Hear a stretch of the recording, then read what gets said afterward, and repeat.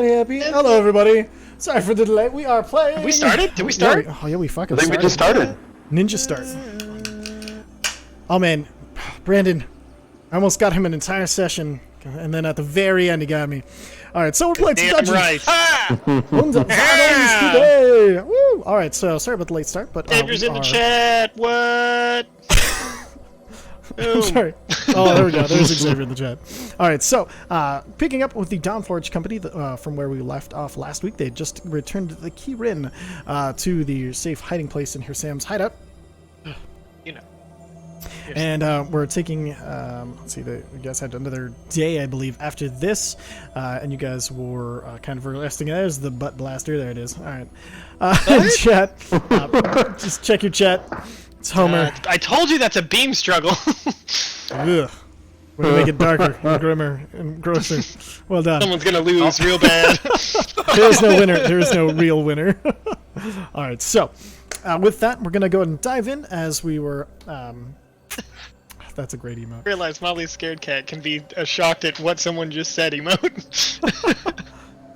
And then, so, we're going to go ahead and dive in here. You guys have just returned after asking many, many questions to the Ki-rin. I'm going to assume it's going to be the next day after the previous day, unless you guys had anything you wanted to do. I think we had wrapped where you guys were going to bed that previous night. Does that all sound good? In the hood? Seaway. Seaway! All right, cool. In that case... No!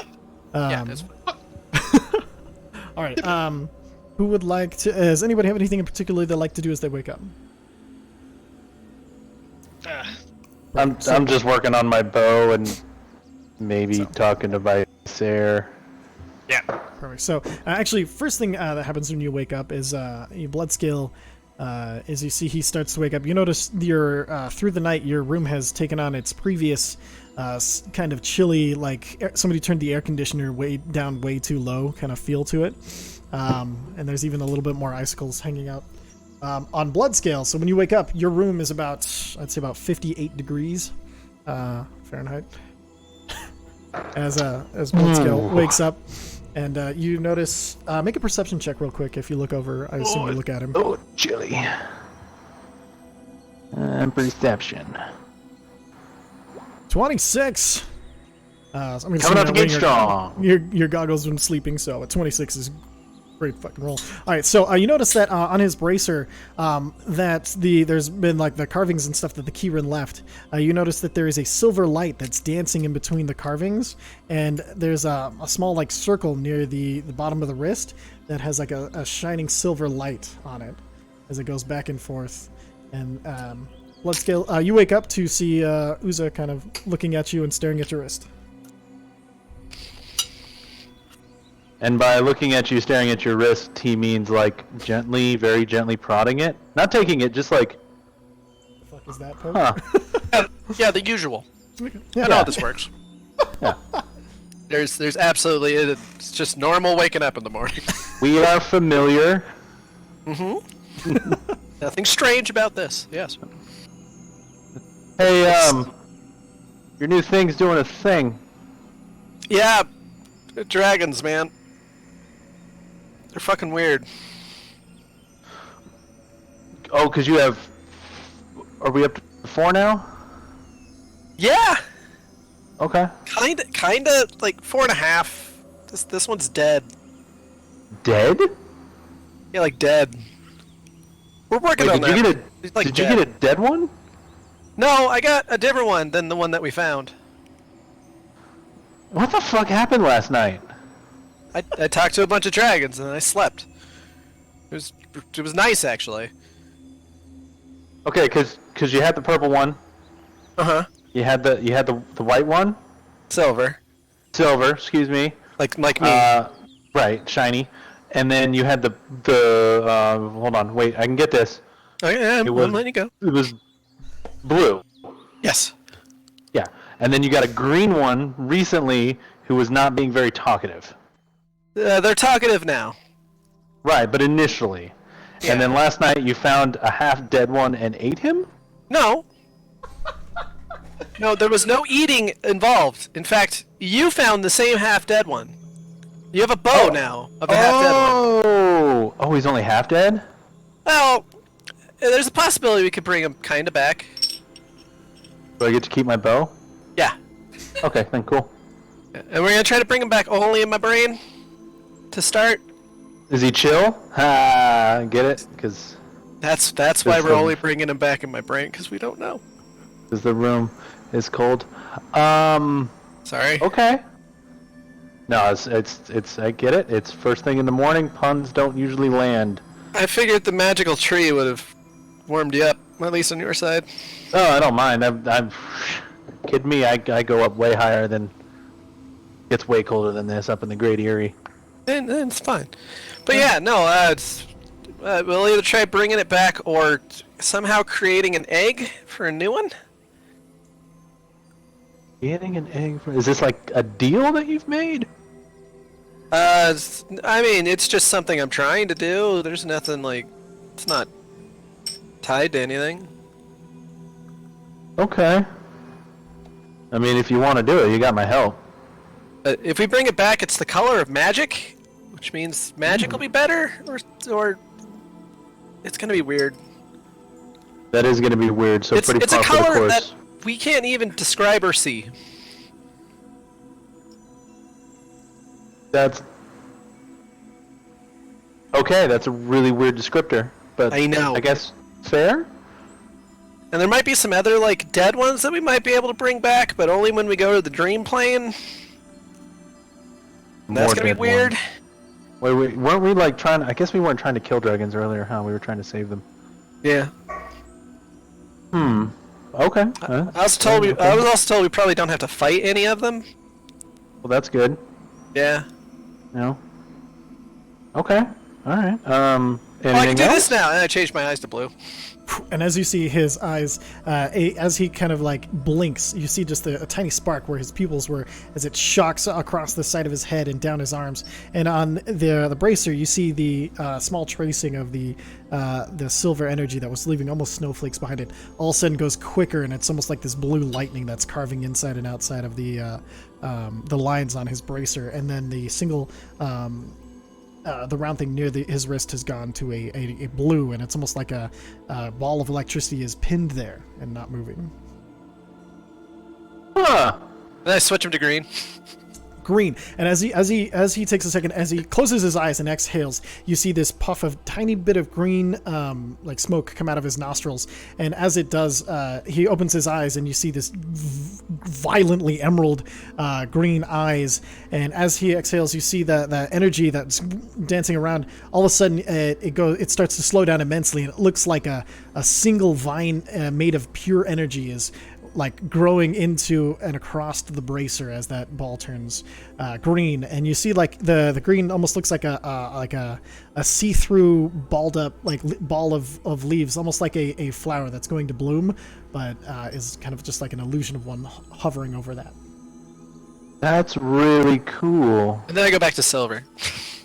And as he Hold on, closes and Let me try, and I'm gonna use thaumaturgy to try to make my eyes all sparkly and blue lightning. And you see Uza is easy enough.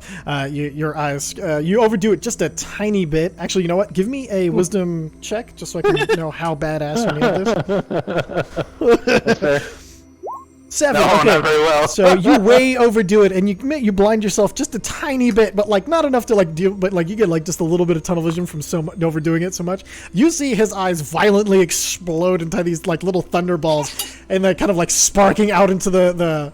And he's overdone it to the point where like the feathers on his head are sticking up a little bit, like he's touched like a one of those generators.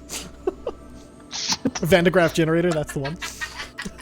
Good blood scale. I have a ancient dragon in my head too. Yeah, I'm just kidding. It's thaumaturgy. It's fine. I was gonna say it was probably a big elemental bird.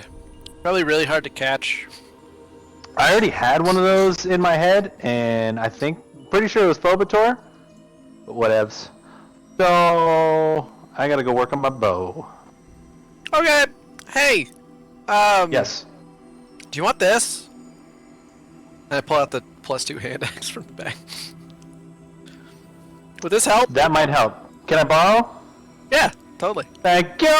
I'm gonna take it, and I'm gonna also look at that thing to help with making this fucking bow work. Speaking of If you gotta break it, it's probably okay. I shouldn't have to break it. I just need to look at the runes. I'm just letting you know. Sigils. Sigil. Thank you. And I'm gonna Hey, go to the wait. same area where I paint. Oh yeah, Can I see that real quick? the bow. Sure. Here. Yeah. Hand him the bow. Perfect. And who are you concentrating on?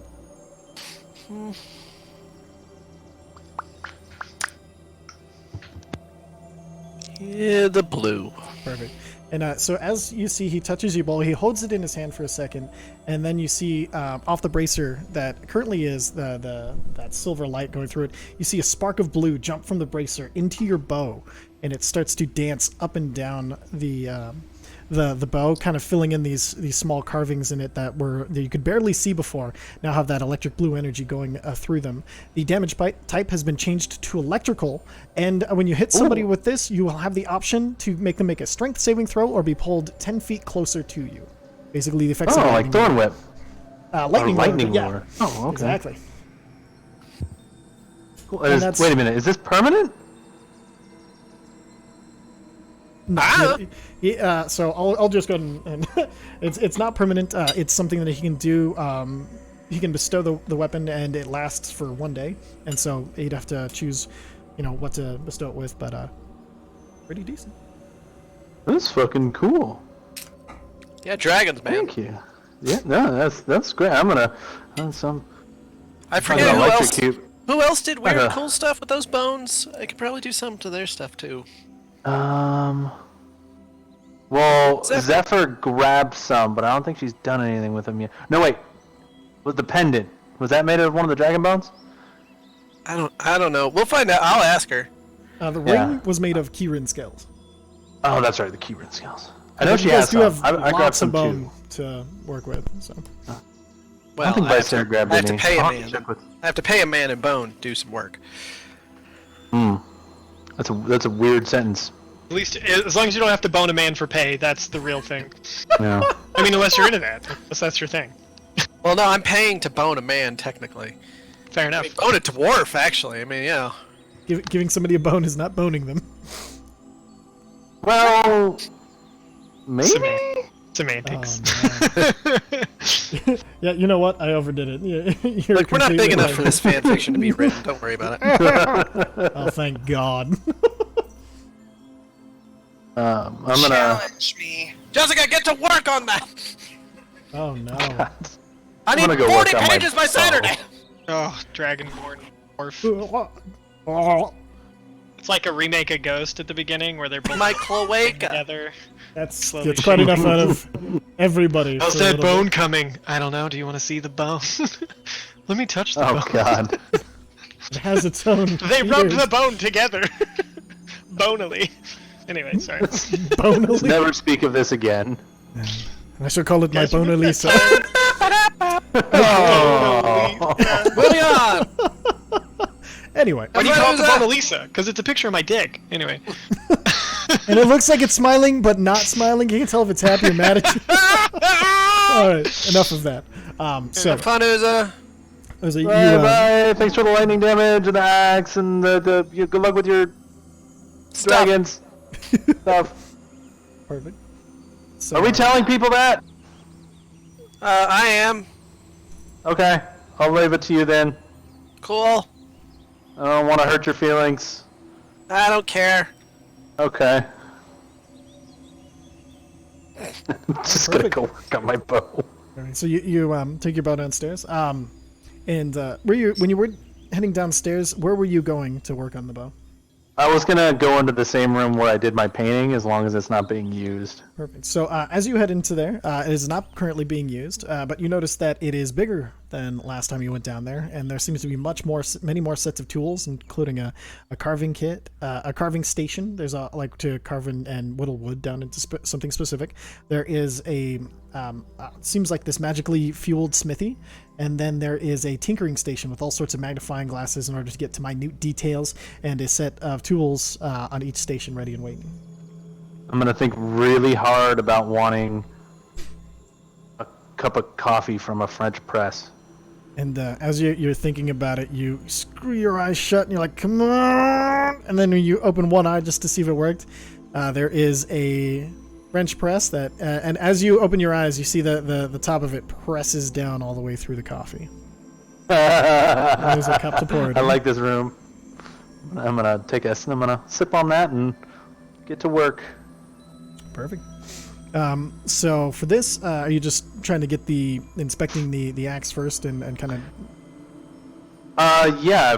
I mean, you can come back to me. I don't want to hog right off the bat. Sure. Oh no, I just for now, just give me an investigation check for that. Squeeze that hog. And if you're attuned to your glove, you can do it at advantage.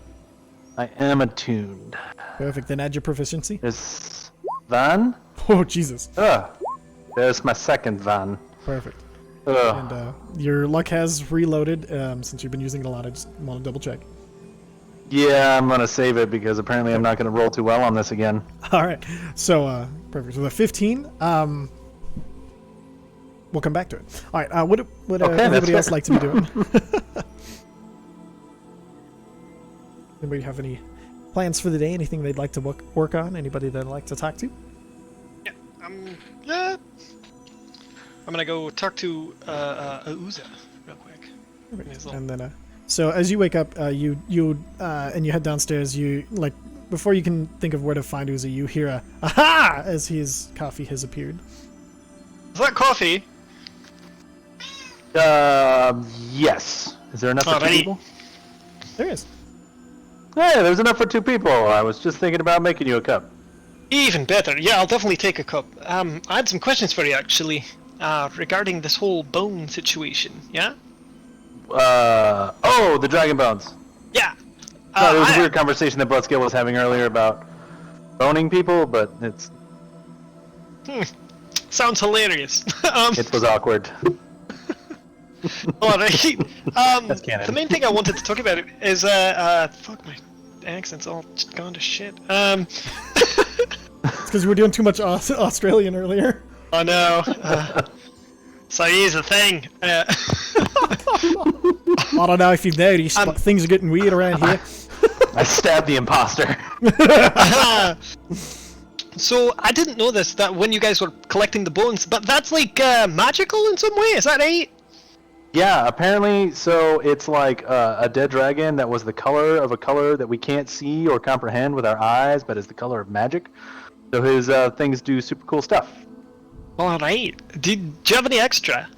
I have, yes, actually I do. Let me see here. I have, here is my stuff, other possessions. I have 5 vertebrae. Vertebra? Vertebrae. Vertebra. I think it's vertebra. Vertebral. So I'm not much of a tinker type, but I was wondering if maybe I could, I don't know, like hire you to make, help me make a new mask. This one has lost its pizzazz, and if we can get magic done in there, that would be great. Ooh, yeah. Well, you don't have to hire me. I don't work. Just do that for free, man. Alright, cool. Do you is there have anything- an ancient dragon bone? Because these are mine. So Well, maybe I can buy one off you? I'm totally fucking with you. No, fair enough. I mean, I could see it either way, so, cool. Yeah, is there anything, like, I can do to help, or... I have no idea the process of making things, with Dragon Bone, or what that would look like. Ty, are these... So they're vertebrae, and they're pretty... You said they're large enough... Because it actually shrank around Bloodscale's wrist, right? No, the Ki-rin crafted it to be exactly fit to his wrist. Yeah, the Right, Ki-rin but was the it one who- originally larger, or was it originally smaller? Originally, well, the Ki-rin basically used magic to, it was thicker, and he used it to basically pull the layers out forward and then smooth them around. So basically taking the Elongate. thicker piece and elongated it on like a telescoping lens and then smoothed Okay. it out to make a bracer. One of these big enough to carve? Like carve a mask out of? Yes. Let's see. Give me a tinkering check as far as how to, like, so you can kind of get an idea of Sure. the design for it. That's not that. Oh, hold on. I had to build this and roll 20, not D&D Beyond. Stand by. Actually, I have to pull my character sheet up. Remember, This is the tonight's character. game has been brought to you by DM Emporium. If you like fucking tabletops, there's a DM in your life, you get him something nice from DM Emporium. Just think about that next time you gotta pull up some sheeters. Oh, All right, 25. Yeah, you're looking at it, and as you're thinking mask, you're like, "How am I going to make a mask out of a circle?"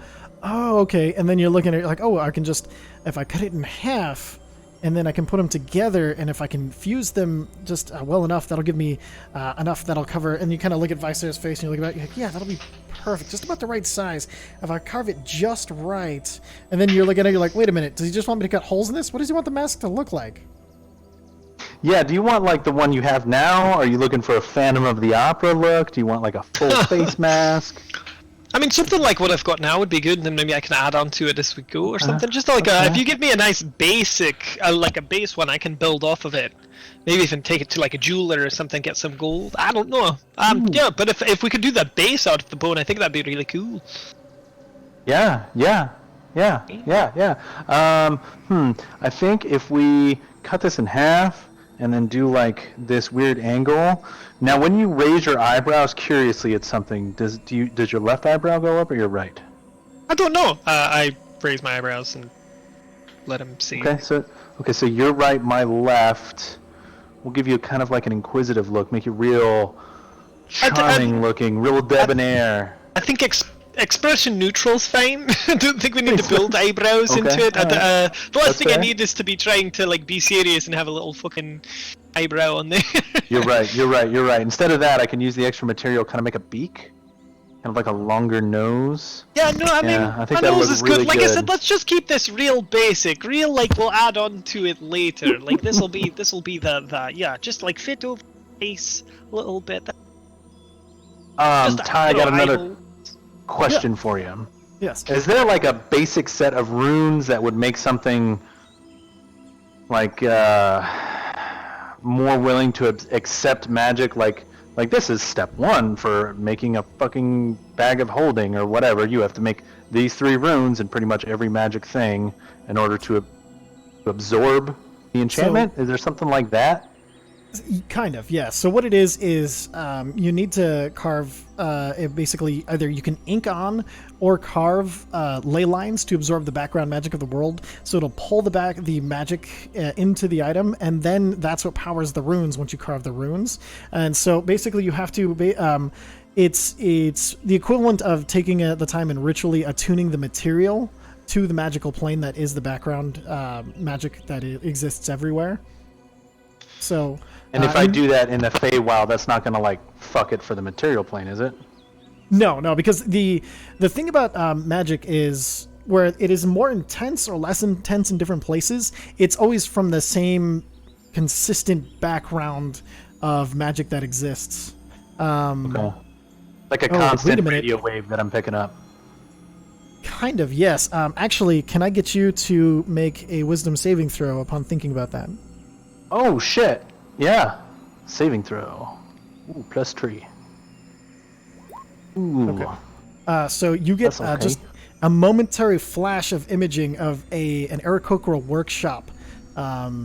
Somewhere in the plane of air they were working. It was something that there was like, but that's it. That's all you can get, and it's just there for a flash, and then it's gone.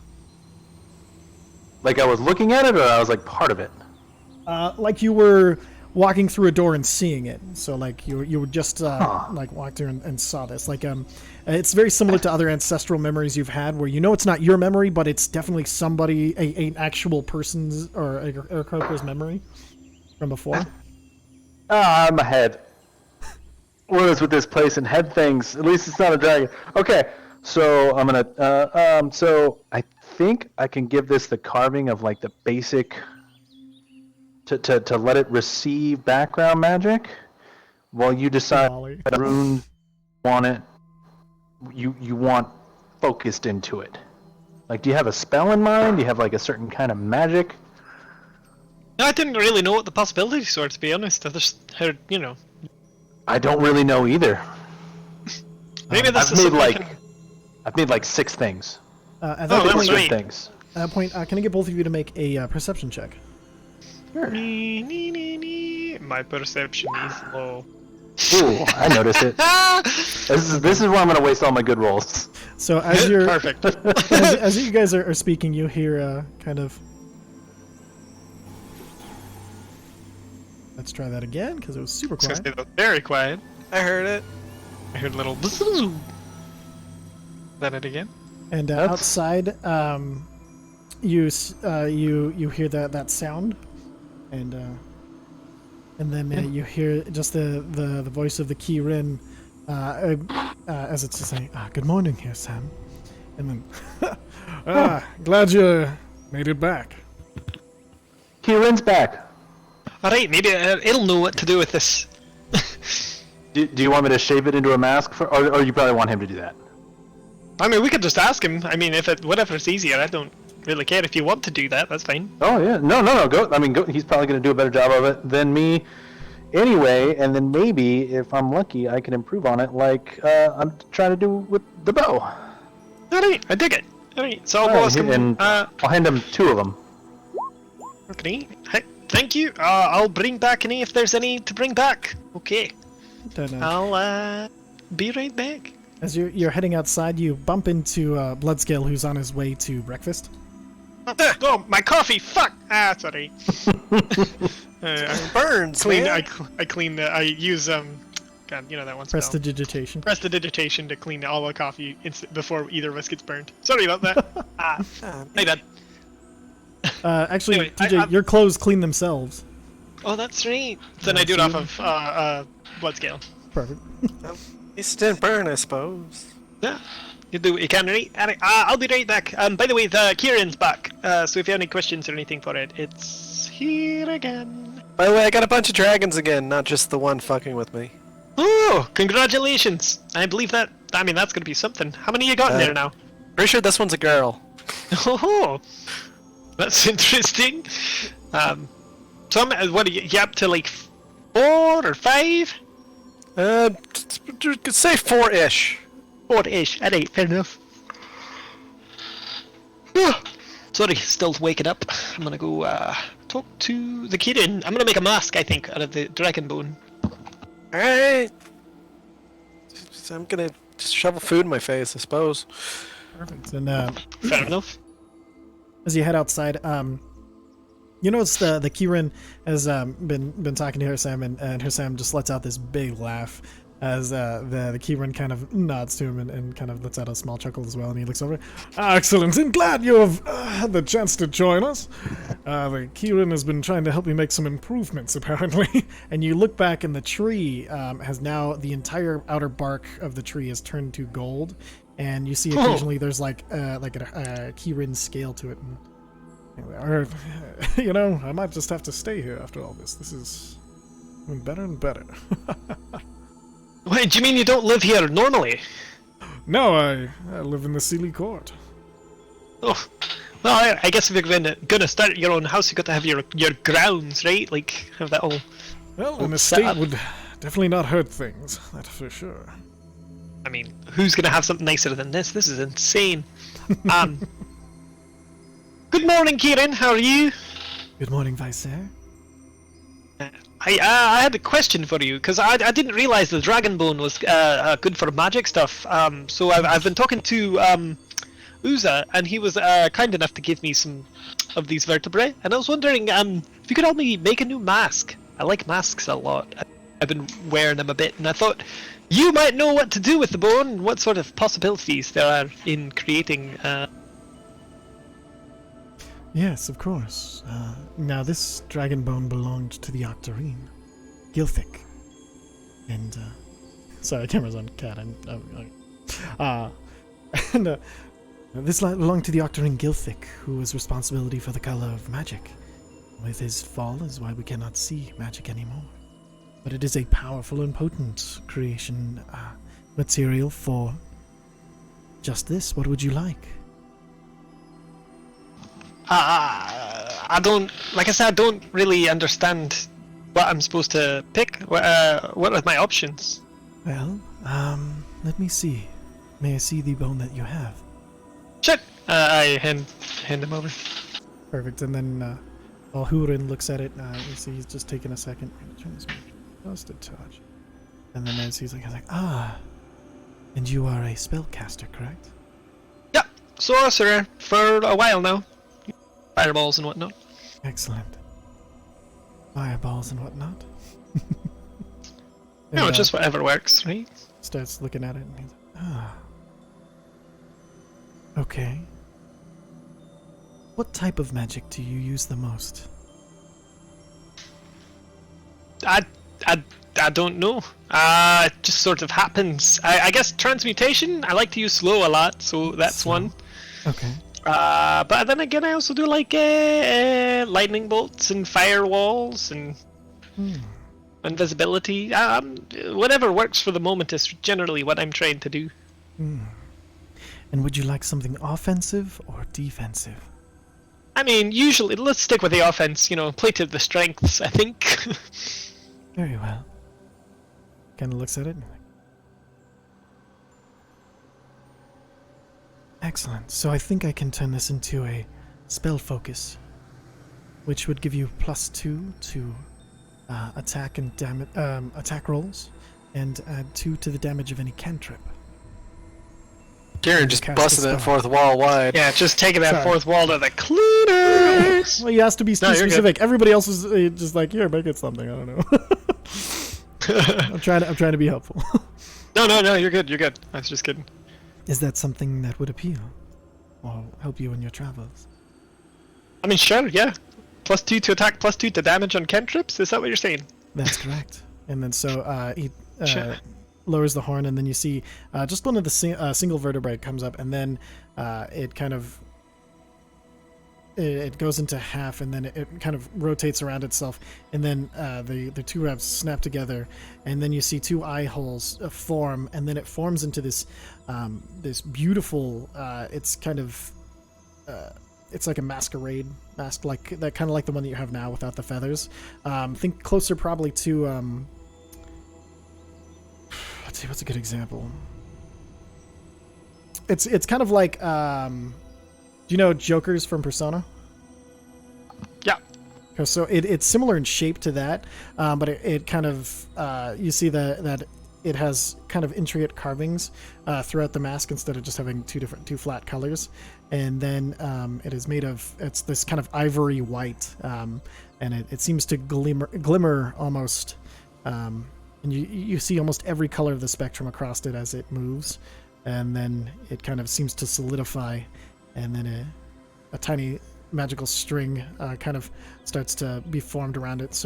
And then the string pops into 2 pieces of lace, so it can be tied around the back of the head, and then it kind of floats back over into your hands.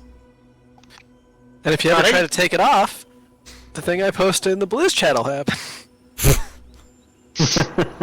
Damn it. Well, you made almost the same reference, Ty. I did? Click the Yeah, thing. it's Joker from Persona 5. Oh, I never saw that. What's the... Oh, damn! He pulled it Wow. off, and his skin came with it. He was very upset. It Oh! looks like. Well, Oh. Well, that's... that's Well, if you do that, you summon the persona, so it's fine. oh, cool. Alright, let's take a look for everybody at home. My God! Yeah, it's Why? so brutal. Why would you do this? Okay. To gain immense magical power. Yeah, you know what? You don't have to do that. It healed, like, right away. I mean, it's No, fine. That's fair. That's Fine. All right, so Persona 3, they had to shoot themselves in the head, so that's pretty. Yeah, pretty seriously. brave, honestly. That's mild as fuck. okay, all right. Learning more every day. Cool. I just thought he had a cool So- mask. Yeah. So as this kind of floats great. down to you, you can mark Octarine Mask of Casting, Octarine Mask of Casting. and so like I said, when it comes to an attack roll for a spell, you can add 2 to that. So basically +2 to your spell attack modifier, and then any cantrip you can add 2 to the modifier. So if it's like your charisma is, I think, at a +4 right now. For just your cantrips, it'll be +6. Does to damage? Sorry. Yep, to damage.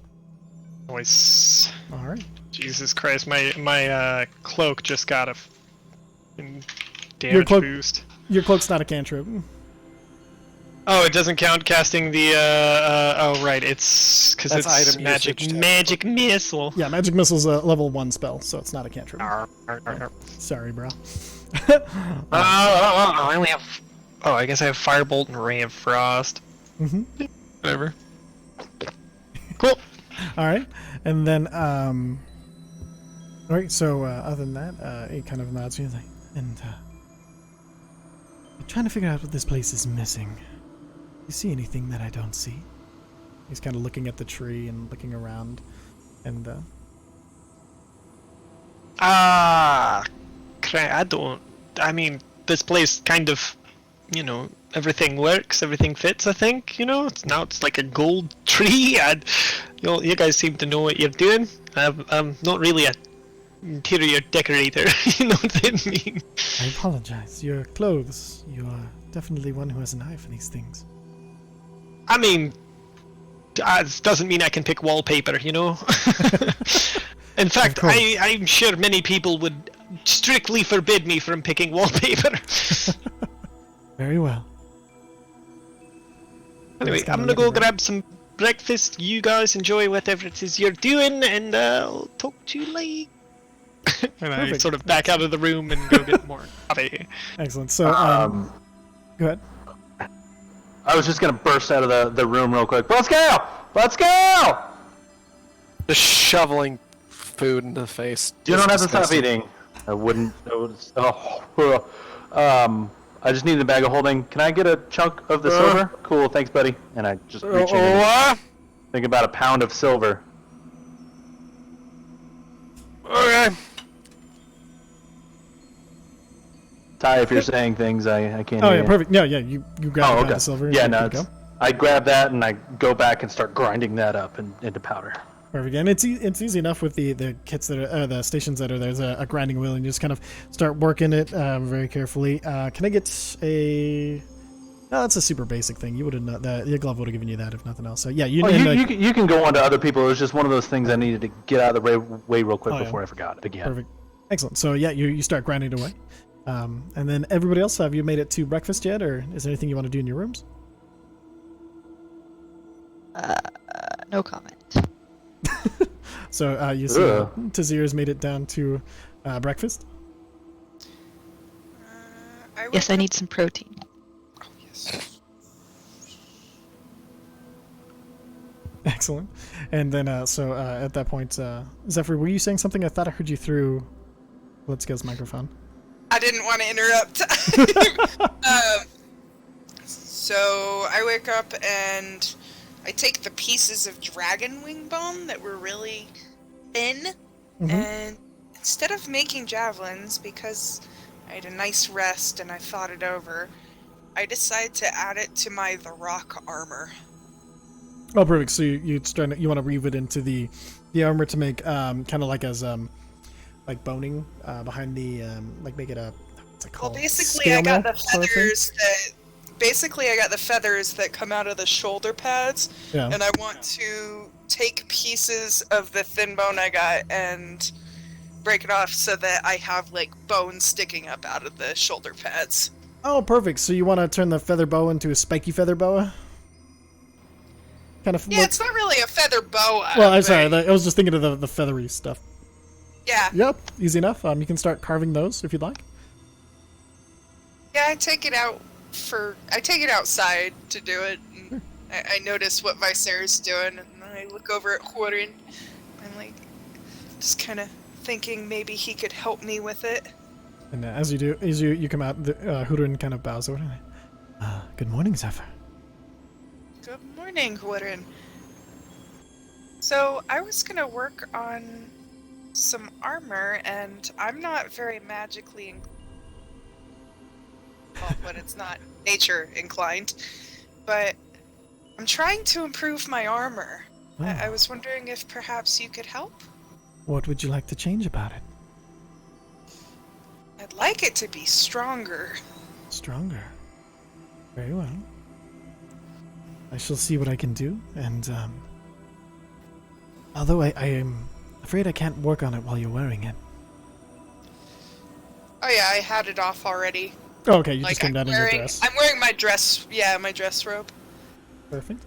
And so he kind of takes a look at it, and then I'll have to look real quick to make sure I know, get the exacts of your magical armor. Give me one moment while I pull you up here. Because I was ready to make javelins. One moment. I also have a wrap over my neck too. Perfect. What's the wrap made out of? So I can remember. It's cloth. Cloth. Okay. So I'm just wearing that with the dress. Oh, perfect. Okay. So I'm more covered. Right now you're at a hide 2 and an AC 15. Look. Oh, hold on. If not, then at least it looks pretty. And I'll work on carving, like, Celtic type knots and tribal filigree all over the bone. Perfect. Give me 1 second. I'm so sorry. So, what we can do... Make me resistant to something? I could... What that would be... Give me 1 moment. I'm just trying to take a look at... these things real quick here. Computer's moving first. Oh.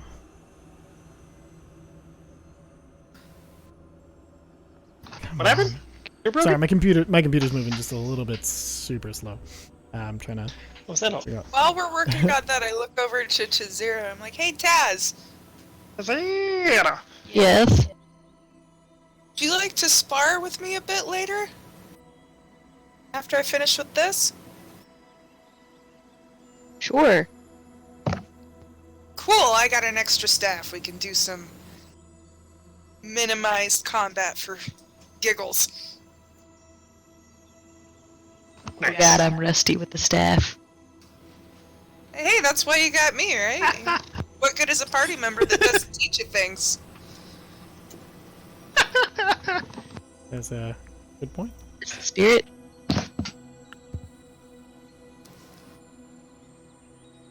I'm sure as a ranger you could probably teach me a few things too.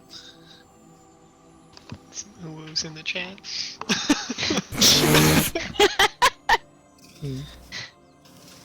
That's gonna be an OO from me. Oh, wow. Okay, got it. All right. So as you're speaking, you see Ki-rin has kind of you see the two the items floating in front of him, both your armor and the dragon bone, and you see as it's kind of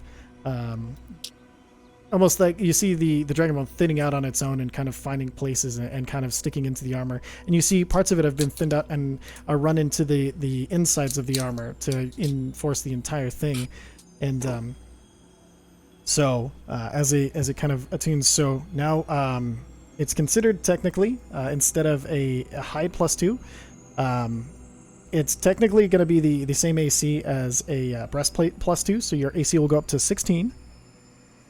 And you have a resistance to psychic damage, unless you are tapped by Bloodscale and other stuff.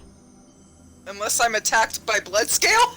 You're tapped by Bloodscale. I can change the quality of the bone. That's what he said. Oh, okay.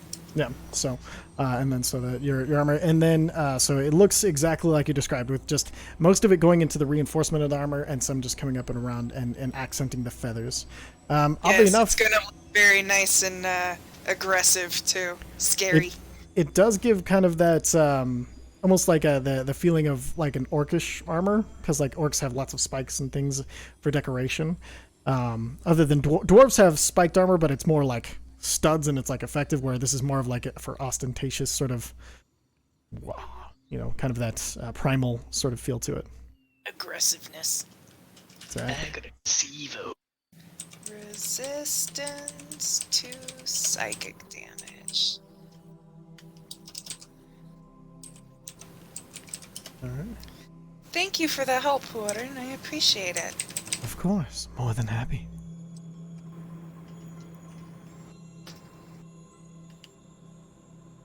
And then, so you kind of sit down for breakfast, and you see Mesnos has come down, and he's you see he has the book tucked under one arm, and as he sits down, he kind of puts it in front of him, and he kind of looks at it for a long while everybody's talking and doing different things. And as you saw him sat down, and then you look over, and he's still just staring at the book, and then he decides, you see, clearly comes to some sort of decision, and then he puts the book away into the pouch at his side, and then he takes out a smaller book and he starts to write in it. And as he's writing, he reaches out, and you see just this tray appear of just like pastries, and he grabs one and he starts to chew into it as he's writing. What are you working on, Mesnos? Oh, it is I used to be a chronicler of others' tales, and until now, unfortunately, holding a pen that was 4 times larger than I was used to was cumbersome, so my handwriting was not good. And you see he flips back some pages, and it's like this, it's really rough. It's super scratched out, like just some basic thoughts, and he kind of flips through it too fast for you to read anything, but then he flips to the current page, and you see it is this beautiful calligraphy writing, and it's saying, in the presence of the Ki-rin known as Hurin, the party seems to have found their center again. It is fascinating to see the potential of all of those around me, while also feeling the presence. And then as he sees you reading it, he kind of like shuts it really quickly, and he's like, it's simply, I've written others' tales for so long, it is my attempt to write my own. It is a difficult process. So you're keeping a diary now, huh? Chronicle, but yes, I guess it is a diary. I'm messing with you. I know. I'm. You're not gonna turn into a bard on me, are you? Oh God, no. Okay. I might respect you less if you did. You'd have reason to respect me less if I did. Boo! Bards rock, boo! Don't gotta convince me. I'm talking as Mesnos. I mean, literally, right? Like That's what they do. I play a bard. His name is Squeedly. He does a bunch of meadly? Squeedly, beedly, squeedly, squeedly. Once that's done, I toss my drift globe staff over to Tazira. I'm like, you ready? All right, so Tazira, you ready to spar? Yep. Okay. Are you proficient in quarterstaffs? Do you know? No. What's that? No, that's a No. no for me, dog. Okay, so you won't be able to add your. so you lose proficiency- immediately. Not necessarily. Somehow, in Mike's Have to be game, proficient. the rogue is teaching me to use a short sword, and I keep beating his ass somehow, even though. That second attack, all he could do is attack you once and run away. Yeah, but like he just refuses That'll to do it, yeah. stand and fight. It's Actually- really funny. Molly, are you proficient in simple weapons? She is, yeah. Because So, yeah, quarterstaff is a simple weapon, so you actually are. I guess. Okay, so Then I guess I. perfect. So when rolling for this, I added it to your character sheet in D&D Beyond. So with their dice roller, if you you click on those, you can get to see what you're doing. The only choice you really need to make is if you're using one hand or two. I would recommend two, just so you can get a 1d8 as opposed to a 1d6, since there's no advantage since neither of you are using shields. So PvP. PvP. perfect. So to start off, I need both of you to roll initiative. Google gobble. PvP. PvP. Cue the Google soundtrack. gobble, Google.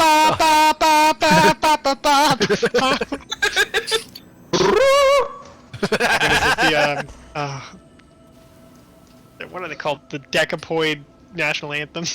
Oh god. Anyway, Okay, I'll use this one. All right. I got all So, high on spores and smacked Kirk up. I'm done. I'm sure I don't know what you're talking about. All right, so Zephyr, you go first. Go ahead and make a quarterstaff attack. Do.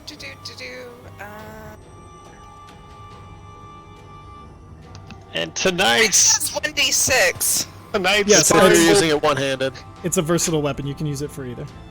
Tonight's Oh, I don't sparring match have it will be for brought to you by Demon you can- Tie. That's you can- right, Demon Tie for channel. Anytime you want to redeem random fucking points on his channel.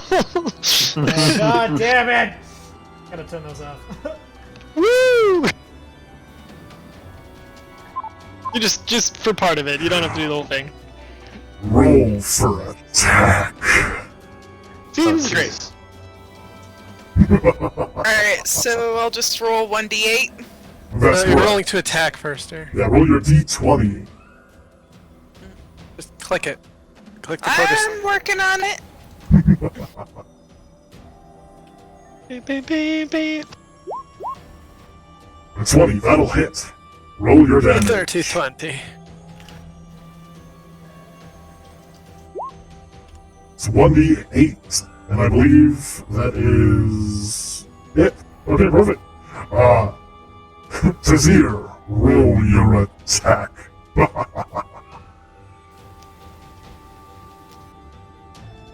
Beep, beep, beep, beep. 14.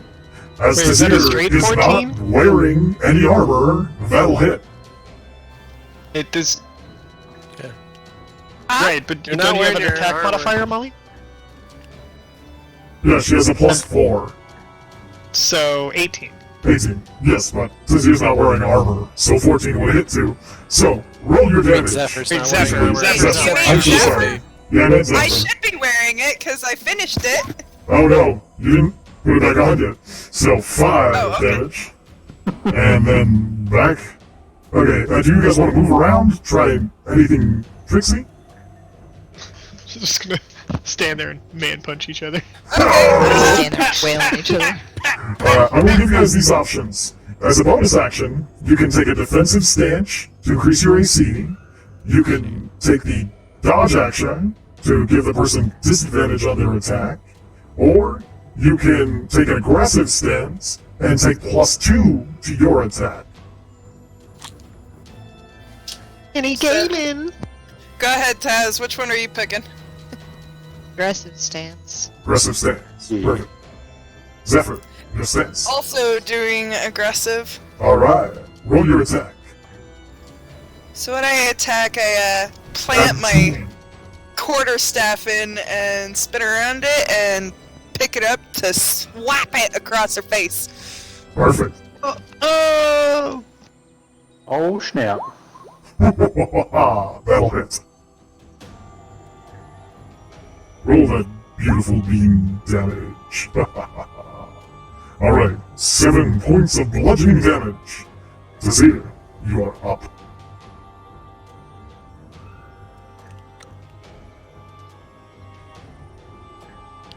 Dun, dun, dun. 15 +4 +2. That'll hit.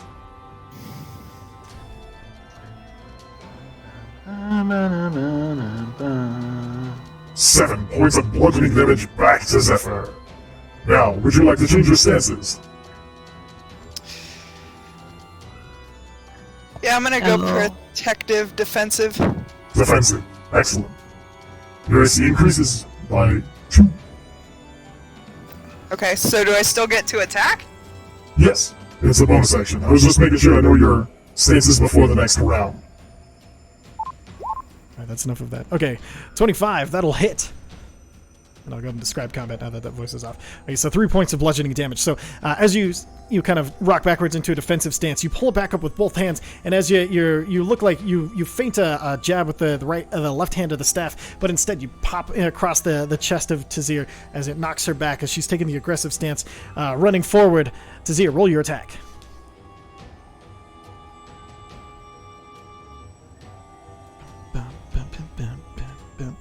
Ooh, natural 1. Okay, so as Tazir, as you're running forward after the attack, you go to you saw her launch off of her staff, and so you planted in the ground, trying to do a similar attack where you're gonna bring your feet up and kick her in the face. But as you put it into the ground, the quarterstaff sinks into the ground and kind of anchors you as you fall backwards. You are currently prone. Next round, Nice. Zephyr stance. Spin my staff. Oh, aggressive. Aggressive, excellent. And then I spin my staff and I go to flop it down on her. perfect. Tazir, what's your stance? Oh dang. Well, she's prone. Yes, yeah, she's prone, but Lying she on can... my back, getting fucked. What's your what stance is that? Oh, hold on a second. My Oh, mic defensive. cut out for like 30 seconds. What the fuck is going on now? We're sparring. Molly rolled a nat 1 and fell over. I'm gonna. Can I roll to like jump back onto my feet or attempt to anyway? Yes, you can. You know what? Let's say yes. You'll forgo any stance bonuses to regain your feet. Just roll an acrobatics check. Pretty acrobatic. Hell yeah. You know, don't want to brag. We'll see about that. 15, perfect, Yeah. more than enough. So as you're on the ground, you kind of do the flick your feet forward as you arc your back, pulling yourself back up just in time as Zephyr goes to attack you. Zephyr, roll your attack. 9 misses. And so as you come up to your feet, she brings an attack down, and you use your momentum to weave yourself out, and then you bring your quarterstaff around. Make your attack. What happens when I'm aggressive? You get +2 to your attack, but 11 wouldn't have helped. Oh yeah, that would have failed. Zero, 11 plus 4, that's a 15. That hits. Go and roll your damage. Okay.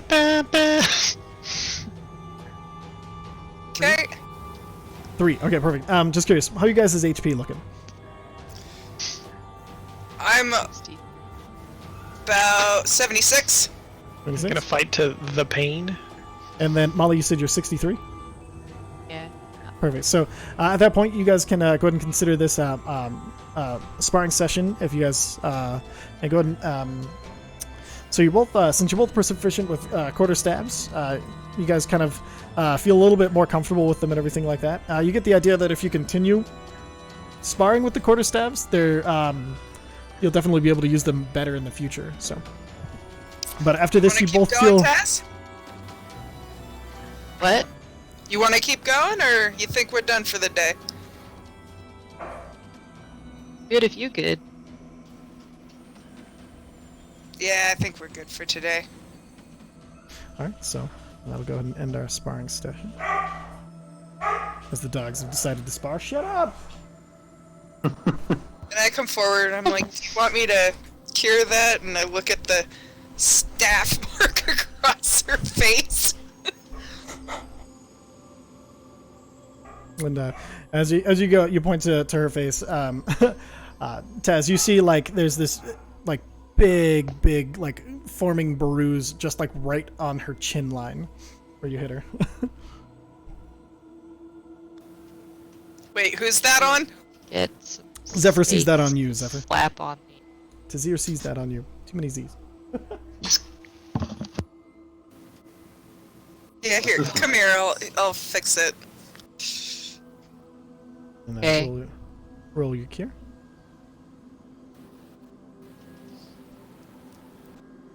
That was weak sauce, Jesus. Okay, so mark off 6 healing. But it's enough to make any, all the bruises pretty much go away. You just feel a tiny bit sore from where you were hit. Then smack myself. Now I'm at 69 health. Nice. The sex number. Oh, is that what it is? The funny sex number. All right, you heal yourself for 5. All right, and then perfect. So back in the basement with the grinder, you now have your entire pulverized and powdered silver. What would you like to do? Meanwhile, in the basement. Okay, so I would like to start off by guidancing myself. Perfect. And then I'm going to cast ceremony Excellent. Okay, and try to try to dedicate the bow. perfect. Makati. Okay. Go ahead and link ceremony in the chat. Sure. Because I don't think you have to roll for But- this one, but we're gonna have you roll just to see. Oh yeah, you need to make a no, that's atonement. Never mind. Dedication, touch a humanoid. All right. Yeah, technically it's humanoid. I'm kind of getting creative with the spell here. Yeah, that's okay. I like it. I think it works here. So we'll go ahead and do a tinkering check, and then actually no. Before anything, roll just a straight wisdom check for me. Okay. Does my guidance count for this? Yes. Sweet. So there's that. Oh, I'm gonna use luck. See, I knew it. I'm wasting all these good rolls on perception. Oh, 14? fucking god, fucking damn it. Unless you're I don't have guidance. any inspiration, do I? Yeah, didn't you have double inspiration? You give an 18. No, he but- used it last time. Yeah, he did. No, but we had double, didn't we? Yeah. No, it was just from lasting the- longer from the Okay. thing. Uh, So I did 18? spend all day yesterday praying to my god. If Dude, that remember, matters at this all. is not a saving throw. This is just a straight check, and 18 is really good. Okay. Like the max you can get is 21. Remember that, like without Oh, without that's guidance. true. So, but 18 is perfect. So, as you're kind of sitting and you is there any, do you want to describe the ritual that you're performing?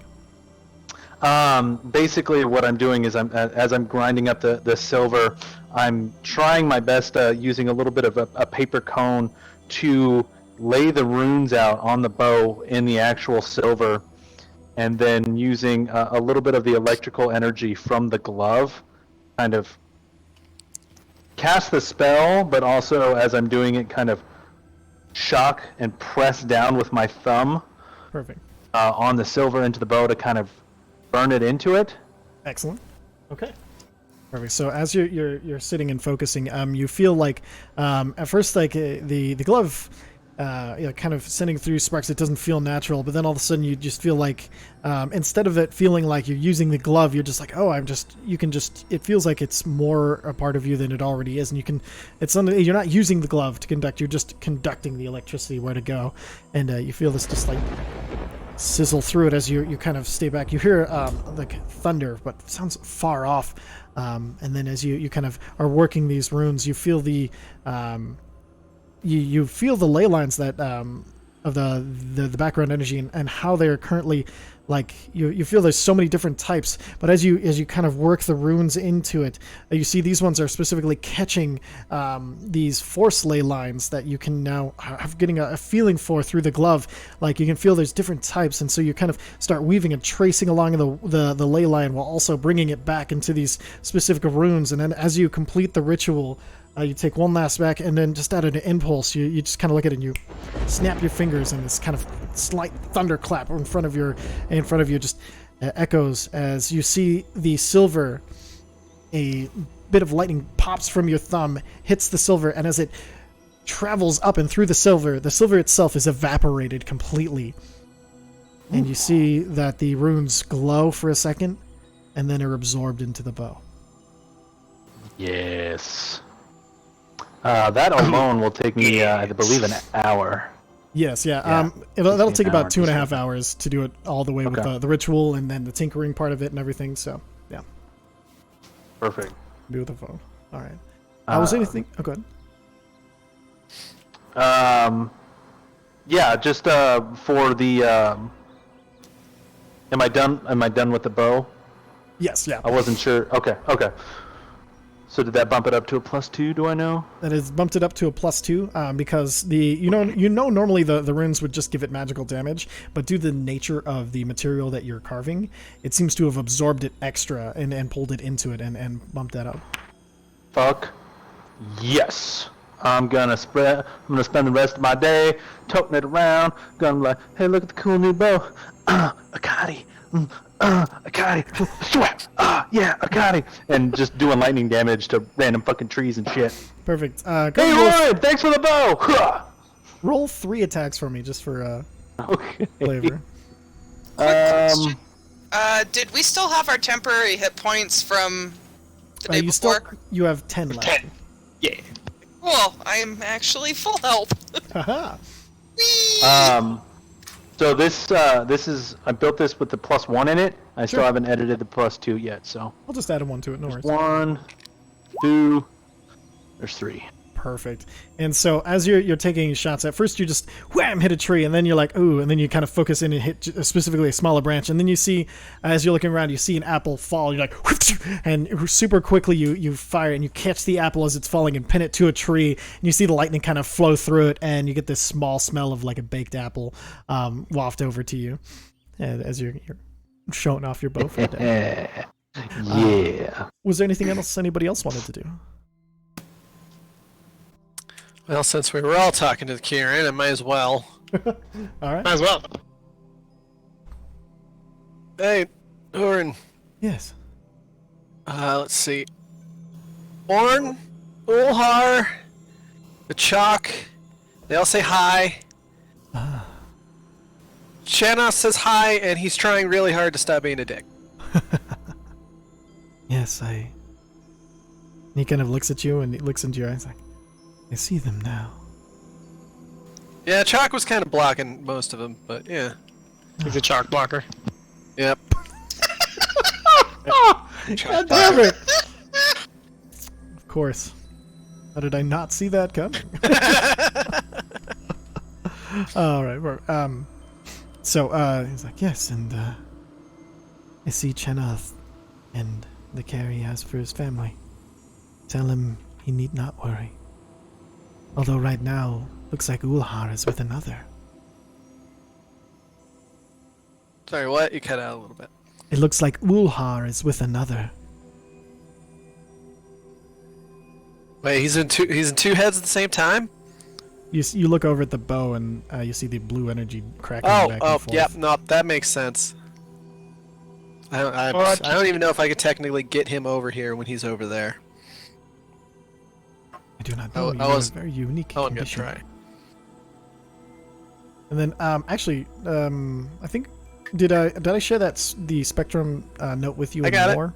Okay, perfect. So, That's you know, how I'm just I gonna knew go all and- their names. I'm gonna go ahead and share that with everybody for right now, just so that way you guys can see the different kind of heads of what they look like. So if you look in lore, you should see the Spectrum.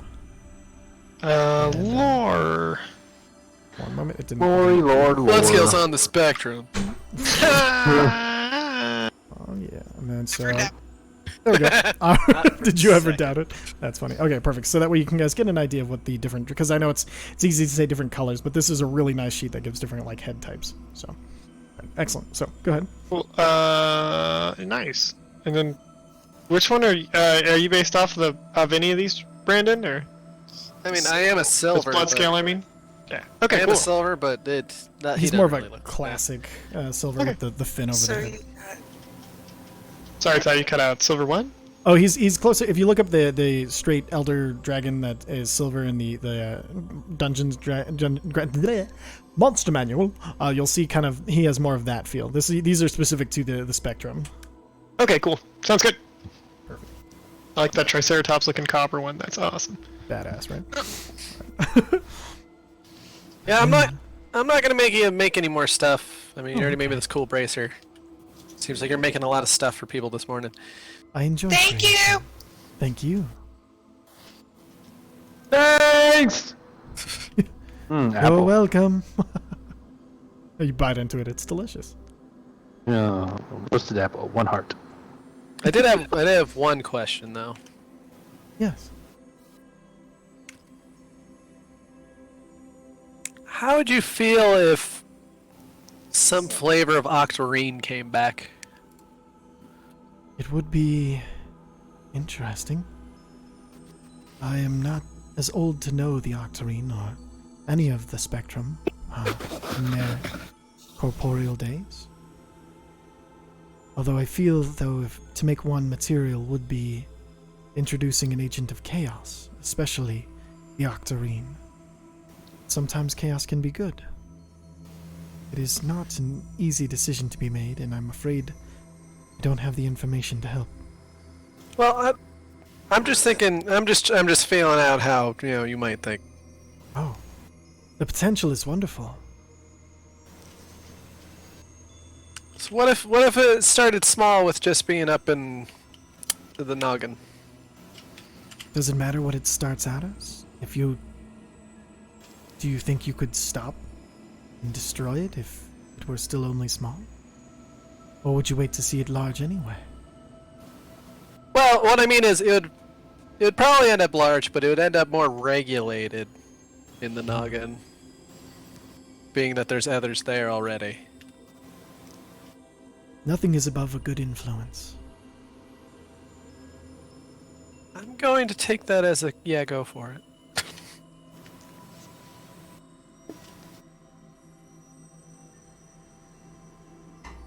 Perfect. And anything else anybody wanted to do today? Perfect. So we'll go ahead and... Wait, if you think- add one more thing. Definitely. Bloodscale is going to go to Zephyr sometime after that sparring match. Perfect. Hey, Zephyr. So, If your orc ever wants to just punch, no weapon spar, let me know. eyes get really big. Really? As her eyes Yeah, get sure. big, you see almost a flash of green behind her pupils. Yeah. So when her eyes flash green, I'll turn mine green. Almost. It's like a shadow of green. Like you're not sure if you. Doesn't matter. Okay. No, when there's that inkling of a shimmer, just turn mine. Perfect. So Okay. this sparring thing is kind of new to me with D&D. What exactly are the benefits of sparring? So through sparring, basically what you can do is if you continue to spar long enough, I'll give you like advantages for the things that you're sparring with, kind of like building your skill with one particular weapon, or so it takes a bit of sparring and stuff like that, and it can just be for like as part of like camaraderie. A lot of people do it for that. There's different things. It depends. I wasn't expecting sparring, so I haven't gotten it all the way through, but there are going to be benefits to doing it, because I think if that's something you want to do, there should be just more than whacking each other. If you want, I'll just tell you what Bloodscale is actually going to try to do with this. Back that Sure. stick. He's going to figure out whether this orc is fucking nuts or not. Sparring will be a good place to find that out. What are we doing tomorrow? Tomorrow you leave. Maybe. Oh, shit, is it that time already? Or maybe after dinner. Ooh, that'd be good too. Yeah, after dinner. Perfect. Does anybody else have anything they want to do before dinner or today? I do have a quick question. Yes, sir.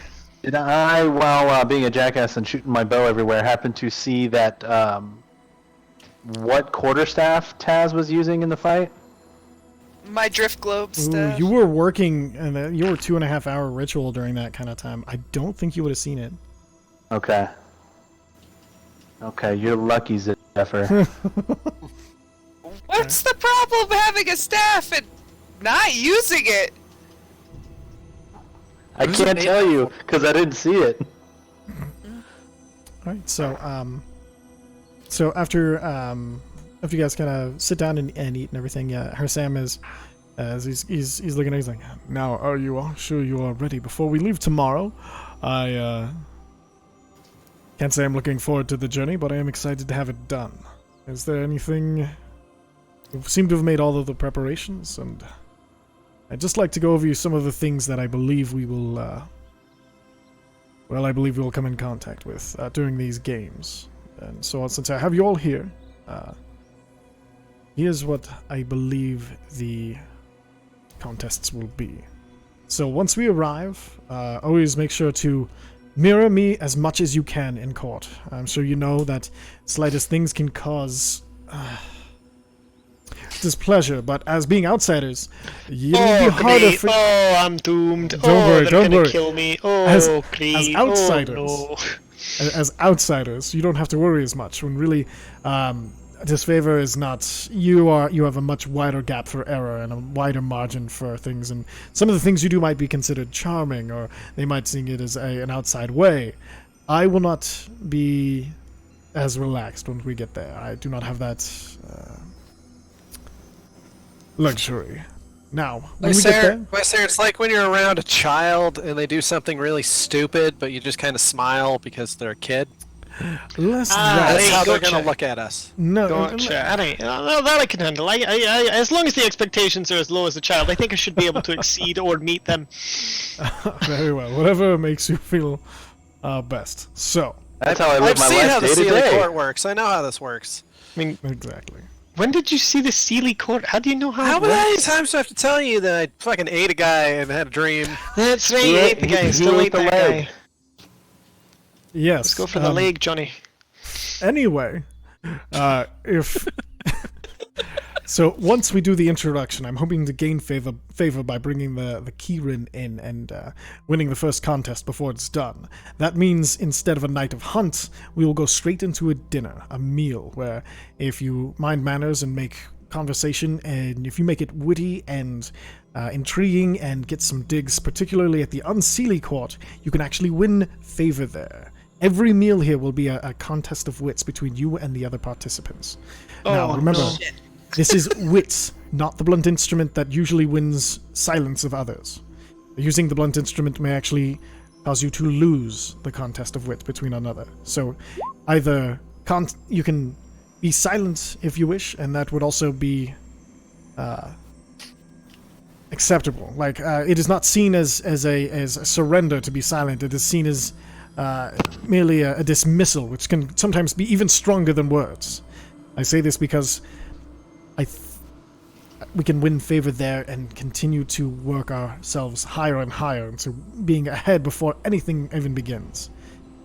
After that, there should be a riddle contest. So if any of you can think of riddles between now and then, write Wait, them you're down. breaking out really bad.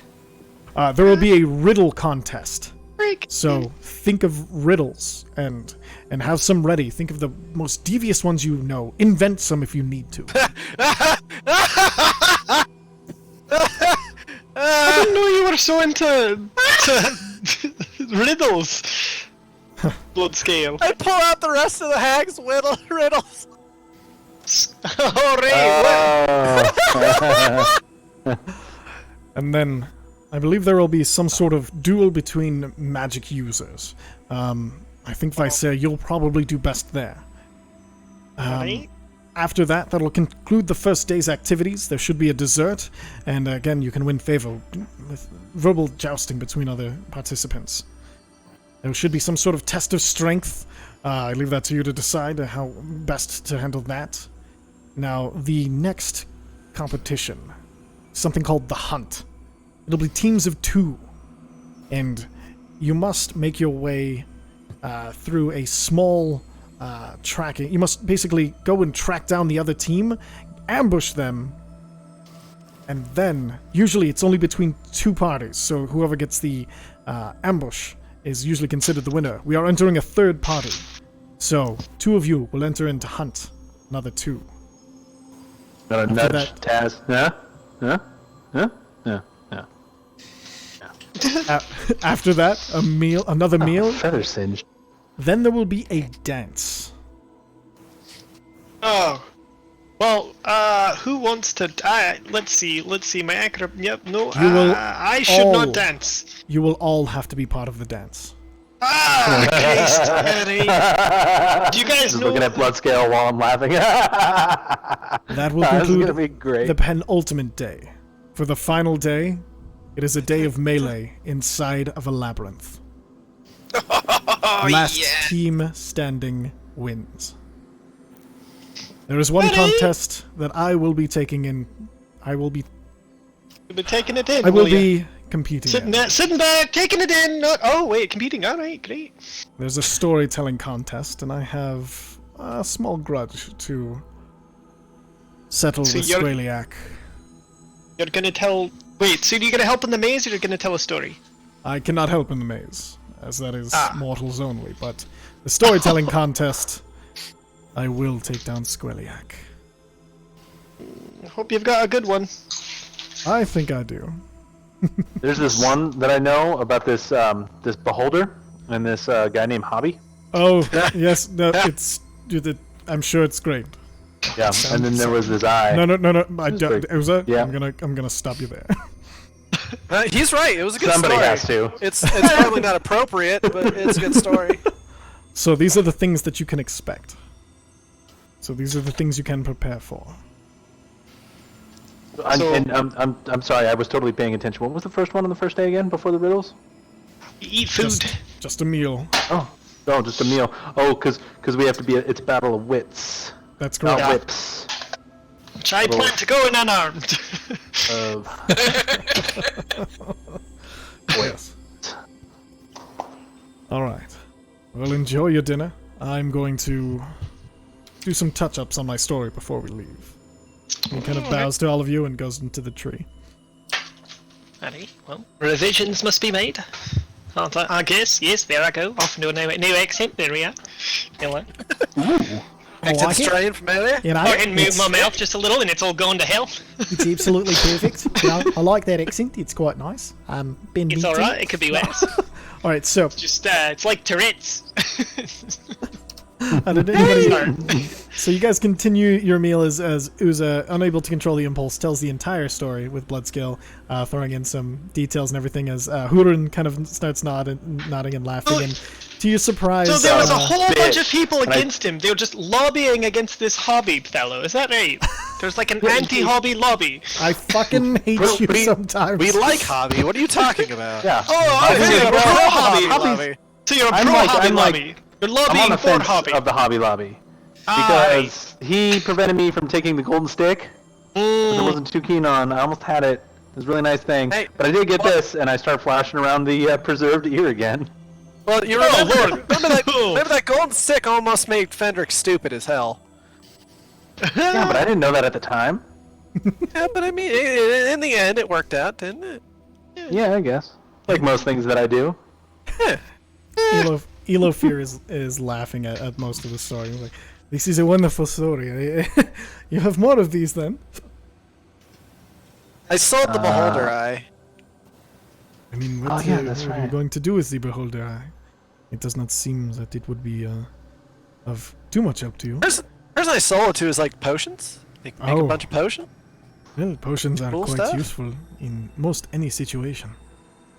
Speaking of which, are we gonna get any potions before we start going and killing people in mazes? Or hunting them in the woods? Yeah, this Oh, would be good, right? no, Are we allowed to the- use potions for these things? You're allowed only to use the equipment that is brought with you. You can use the magic that you own or well have. Then, other than that, it is no outside influences. But there is something that I think here Sam always forgets because he thinks it is a unwritten rule. You can cheat as long as you don't get caught. They will all be trying to cheat. Ah, right, one of these. Ah, damn. Annie, Kick ass fair and square. Less fair, more square. Well, how do people usually cheat on these things? I've seen it done in a variety of ways. I've seen people smuggle potions into the weapons that they are wielding, so they look like they are wiping their mouths when really they are sipping from a healing potion inside of their weapon. I have seen them try to... in the riddle contest, actually, there was once where he had an illusion that he could only see. It was visible only to when he was speaking, so he had all of his riddles pre-written down. Of course, there's always the stealing of other people's stories or the riddles, so that way you already know the answers, or you can shout out the answer during the riddle before they're even done and make them look a fool and ruin their entire strategy. There is any way you can think of it has been done. I have seen people steal the appropriate silverware from somebody during a meal, so that way they did not have a dessert spoon and had to go through the embarrassment of asking for another. Or trying to eat it with their hands. It is... Or not Who said eating it that's is a gonna bigger be you? insult. So if that happens to us, should we just, like, say that we don't want dessert? Is that, like, a good way to get out of that situation? To be like, yeah, no, actually I'm okay for dessert. No, you must think of another way Don't to want to eat it overeat. without... Because refusing a dessert is also an insult. Whereas you are refusing the finest that they have to give. There's something that is the after... dessert. Dessert is champion almost of the dish. Find another way. Use magic if you have a mage hand. Use a weapon or make up a reason why you are using something else other than your spoon. Be very careful. And I do have mage hand, so if anyone has that happen to them, let me know, and I will help you out with a mage hand. I was gonna ask if prestidigitation might help with that too, or help us use some tricks on other people. Prestidigitation I have seen used many ways. There is the smell it can create have been used very usefully against those eating, especially the dessert, where it is usually the favorite dish of the queens, and so I've seen it foul odor near the nose while somebody is biting to make them look as though they are not enjoying the dessert, and then they have a soured face and the insult is made. Thaumaturgy can do that. Also, minor illusion might be a good way to make people think they don't have a plate or something. Could mess with them pretty badly. Absolutely. There's lots of potential, and also these are all things you need to be looking out for. Take nothing you see as, especially if it is not to your own advantage. Take it. Hello? Well, we can hear you back. now. Take anything that you cannot see, anything that you see that is to your advantage with a grain of salt. Anything that is not to your advantage with 3. Alright.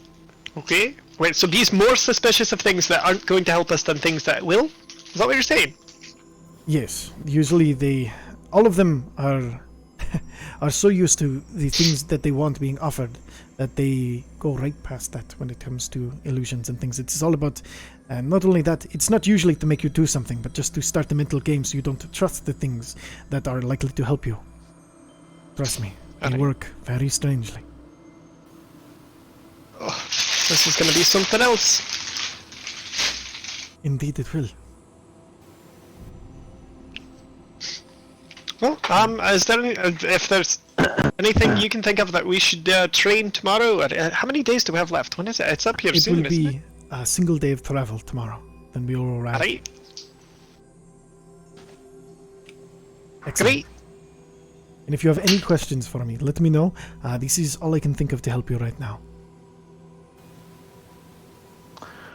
But I know you will do Did this. I get an answer on the potion questions? Yeah, you're not allowed to bring potions into the or out of, but you can try to smuggle them in. But you'll have to be pretty creative and like stow them inside of something. Like you can't just like pocket them or anything like that. So even the ones that we have currently. Mm-hmm. Who's got a prison pocket? Everybody has a prison pocket. So so you guys can start thinking about stuff like that for next time. As we're closing in on 9 o'clock, 9:05, we're gonna have to kind of do a speed version of the sparring. Can I get both of you to roll a d20 and add your I should strength probably modifier? get her for that because she stood up. Okay. Yeah. Just sure. All right. So while they're grabbing that, so these are I'll go ahead and would you guys Remember that this game is brought to you by DM Emporium. That's right, DM Emporium. For all your DMing needs. Is there a DM in your life who needs some new dice? Do you need new dice? Do you like a dice tower? Do you need a new shirt? Check that shit out. It's all D&D and D&D related at DM Emporium. Check it out today at dmemporium.com. All right. So I'll go ahead and do a Yep. a note for you Might guys. just have to run her orc for her. Trust me. It's okay. It's just going to be, since we're kind of running low on time, I'm just going to do roll a d20, add your strength modifier, and then she'll do the same.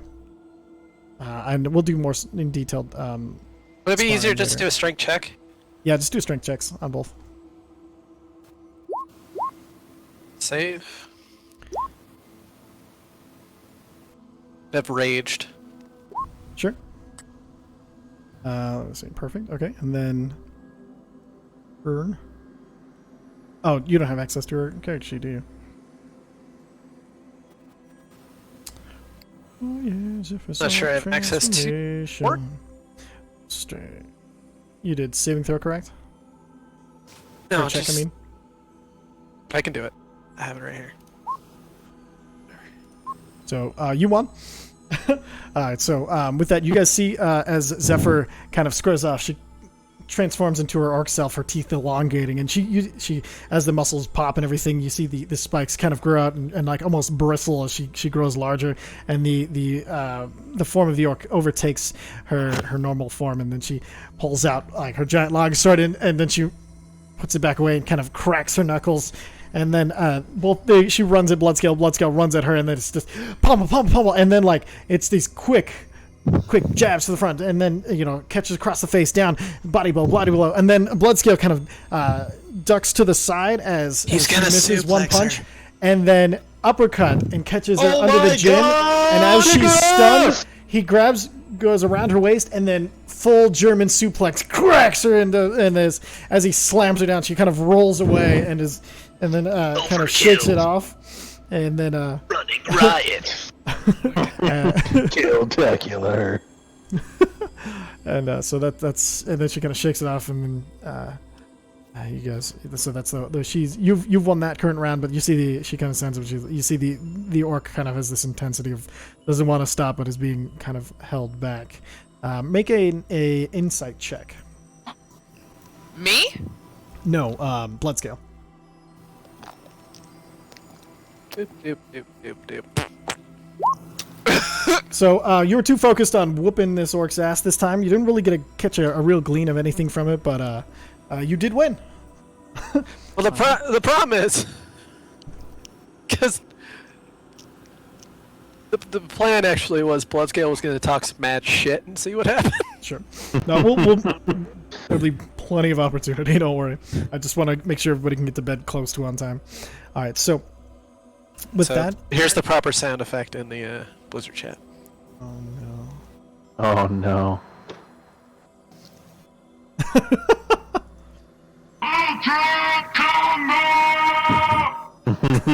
Thank you for that. I mean, it goes to figure that the gladiator would totally kick my ass. He only won by one actually. Oh, so, really? Yeah. Yeah, I rolled poorly. All right. So, where's my handout here? One second. There we go. All right. So, as you guys kind of go and catch your night's sleep, you find that you fall asleep even faster than normal, as like the effects of this tree in the day have kind of sunk into you, and as you awaken, you have 5 temporary hit points remaining. If they haven't been beaten out of you by the day before, and then the inspiration still lingers from that. Swear. I almost gave myself 105 temporary hit points. Oh shit, that'd be nice. Nice. Nice. All right, so the next day, you guys kind of start waking up. You see Hersam is already ready to go. He has a cart that has been fully loaded up with things, and you see Ilafir is sitting in the cart with his fiery companion is going to be the one who's pulling it. You see the reins and things attached to the cart are all of this kind of Elchus. They're this super shiny, glimmering metal that he uses, and so. We agreed that I was going to call the Ki-rin, right? Yes, yeah, the Ki-rin, Hurin is actually there, and before you guys make your way out, he kind of nods. He's like, "You all, I will see you there. Good luck." And Hi, Hurin. perfect. And then with this kind of sound, as he kind of like glimmers away into nothingness. Right, so you guys get ready.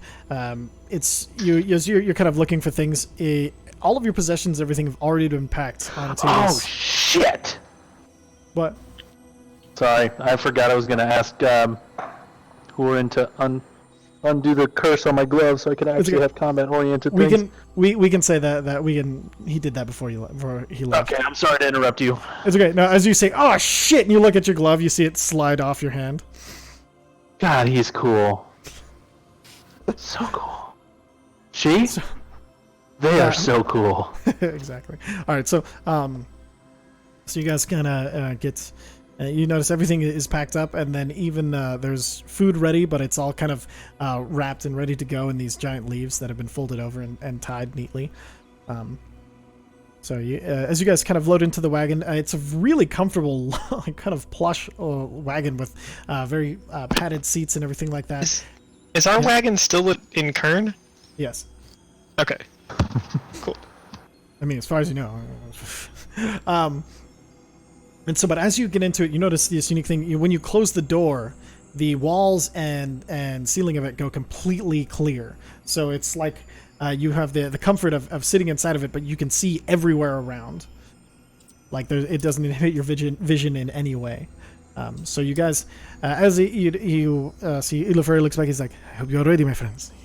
Yeah. And he kind of Siorsia starts dragging you guys dawnward. And as you go further and further downward, you see that where the sun is high overhead, you travel for a good 2 hours, and you see it's starting to go towards the horizon, right where you're driving towards. Can I get a perception check from everybody? That's my bet. No, just kidding. That's my worst skills. Athletics is. A llama! These rolls of mine earlier. Perfect. Okay, so you guys do hear. Oh, I'm sorry. Go ahead and roll.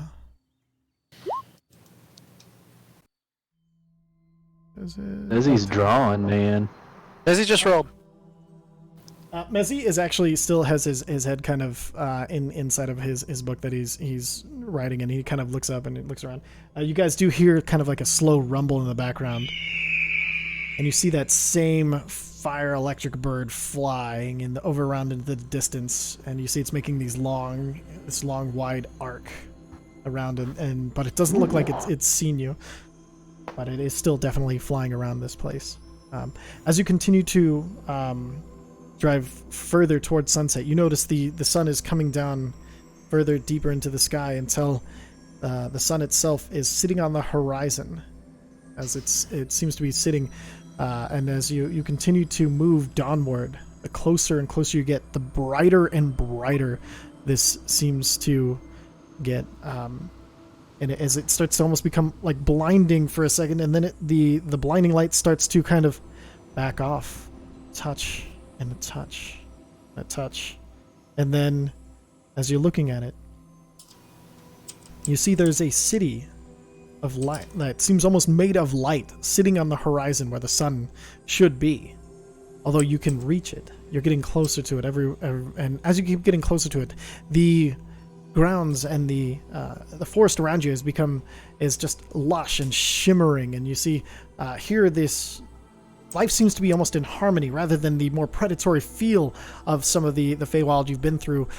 It's this kind of life all living together as this like single almost entity, as everything seems to be perfectly in harmony, doing exactly what it should be, diving in and out. Creatures, you see even some stags run up to the cart and then bow to the stag made of flame.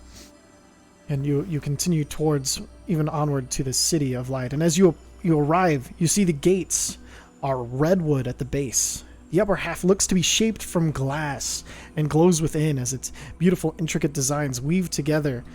And you see... And suddenly... can I get another perception check just out of pure curiosity? Sorry. Certainly. No.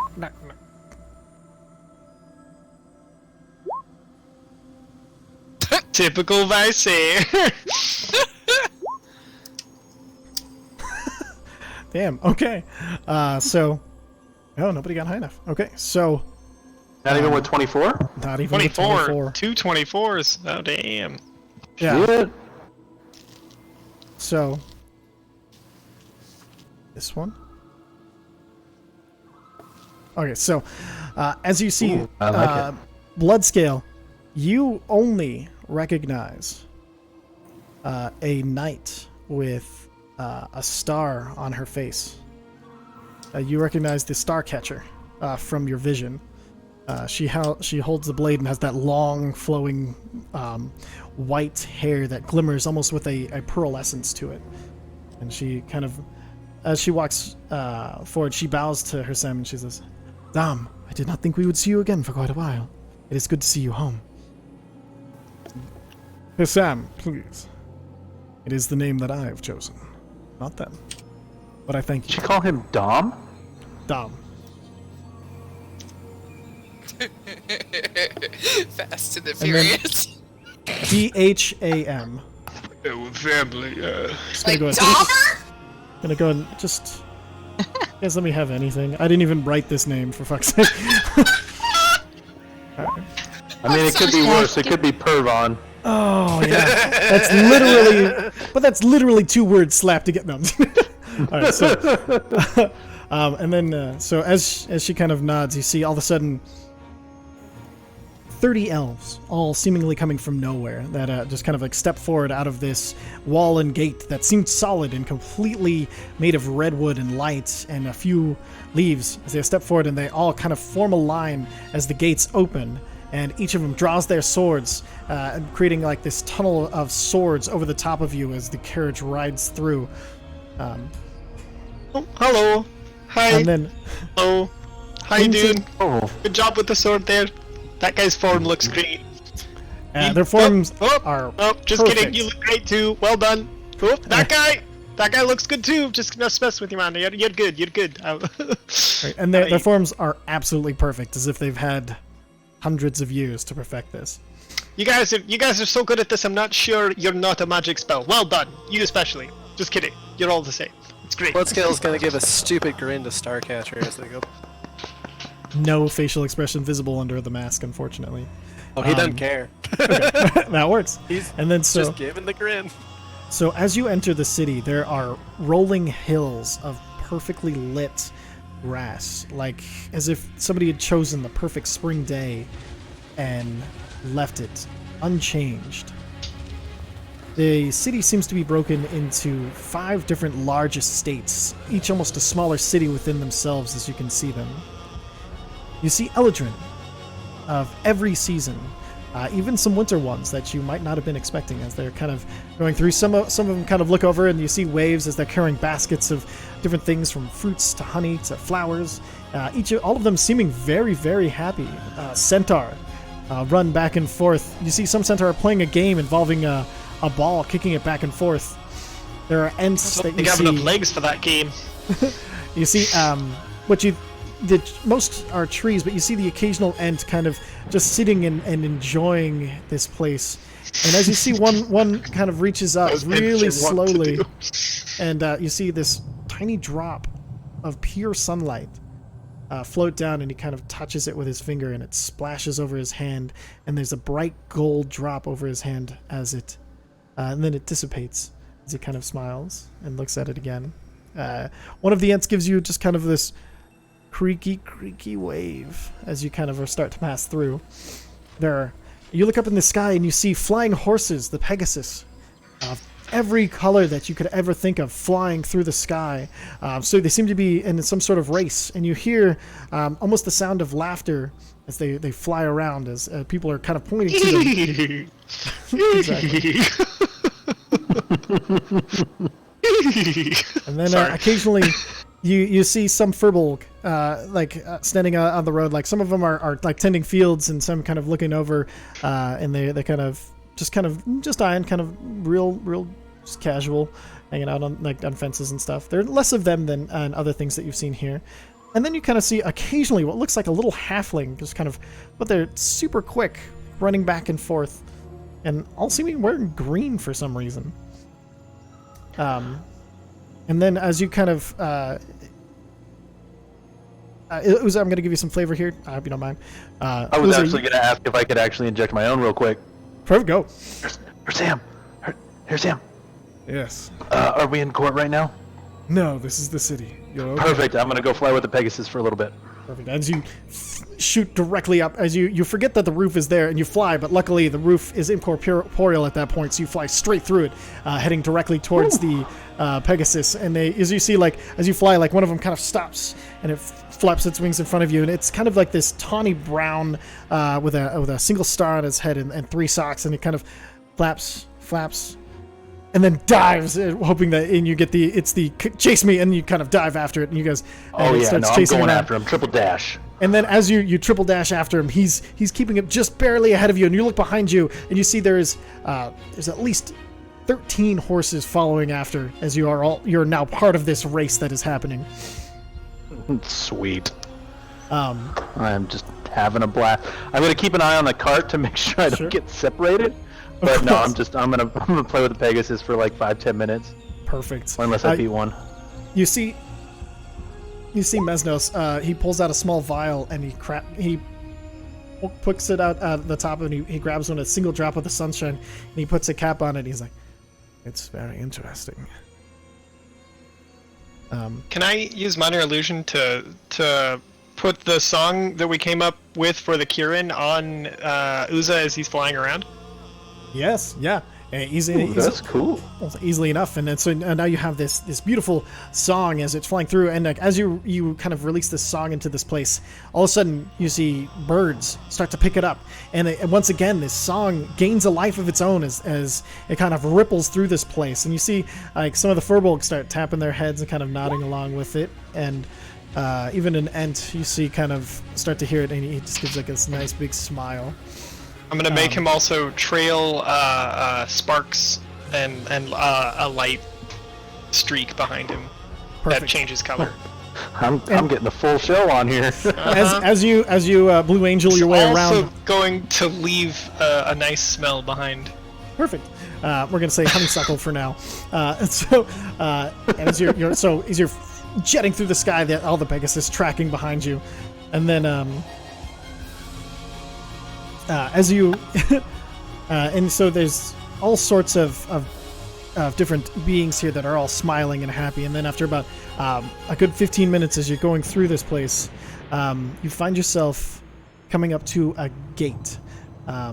Bloodscale, you recognize this gate from your vision. It is this is the gate that is the entrance to the estate of the Queen that will eventually lead you into court.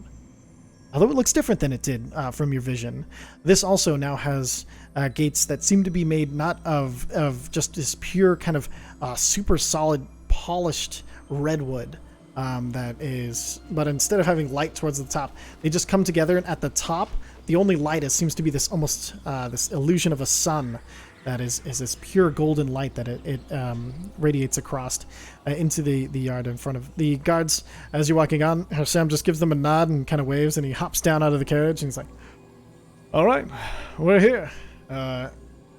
Uza! And he kind of yells up, and Uza, you see Actually, when we're at the gate, I pull out my sending stone, like, perfect. bro, it's time to come back down. Okay, we're so fast.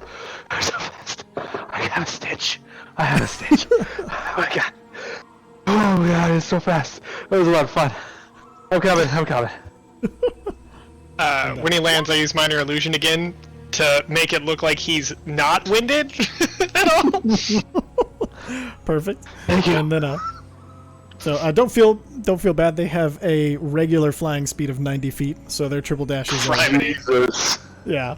So but they seem to really enjoy you, and as you're kind of floating away, they all kind of look over like almost disappointed, like, where are you going? Oh man! And then they see where you're headed, and you just get kind of some nods as they fly off. You're petting the neighbor's puppy and have to walk away.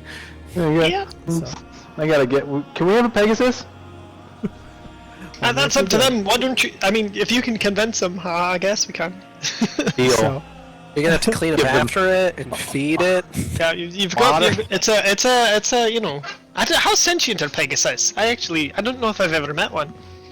So Hassan turns, he's like, they That was a real question. Oh, they sorry. are quite sentient. They actually are very sentient, as sentient as you and I. Really? Now, So you wouldn't have to clean up after anything. It can handle all that. So it'd be more of another party member, right? I suppose Sweet. so.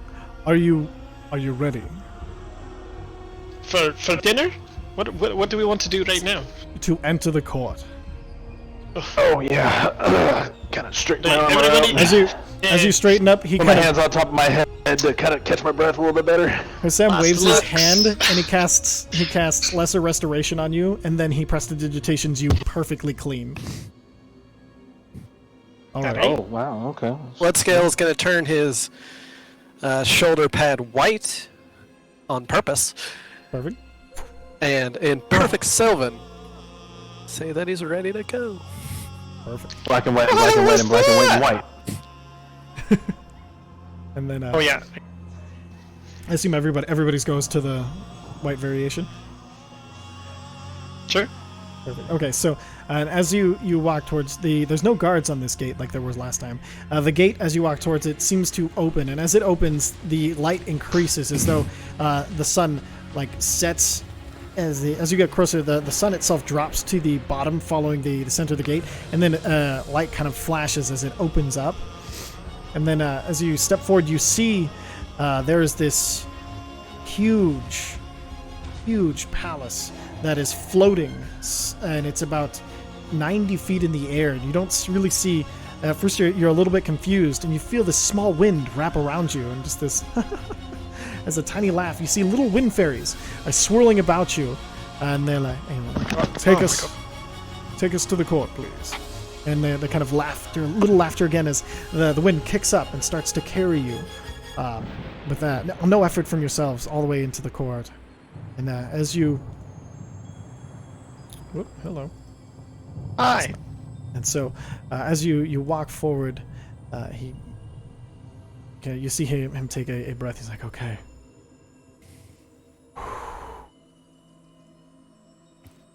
And as you walk, go ahead. I'm so sorry. No, I'm just. Okay. It's like, don't worry, we're gonna get your parents back together. And so, as you walk in, Hold on. Real quick, as we're starting to walk in, Bloodscale's gonna whisper into the sending stone. When we're at dinner, don't do anything before the queen. Oh, good call. Thing before the and, queen. does everybody have the new map? Yeah. Excellent. So, as you walk in, you hear a voice. Me. Once again, we find ourselves meeting the Seelie on the Unseelie, the light and the darkness, the warmth and the cold, and the two sisters who could not be more different. This does not mean that we can't have a little fun, a friendly competition, and tonight we will break bread and feast together. But first, we'd like to announce the first event of the Seelie Games. And as he does that, you hear Sam. You're walking in right as he gets to that last part, and Sam's like, but you forget. There is another court, the Court of Fools, who will also be participating this year. And you see do a parade wave. as you're doing that, you guys are kind of doing little waves, and you see in front of you, you see the Queen of Air and Darkness has a new set of knights with her. The only real noticeable outside difference is changes in size. The Forest Knight, this is for players more for right now for what you're seeing. The Forest Knight is now a kind of green knight. The armor is smaller, it's a little slighter, it's not as large and filled. The Flame Knight is completely different. This one is kind of is more shapely. You can tell this one is definitely a woman who's almost. You see as her hand is kind of working itself. She keeps summoning like this fire and unsummoning and summoning like this fireball and unsummoning it, like almost on a tick impulsively. You see the. Go make a perception check for me, Bloodscale.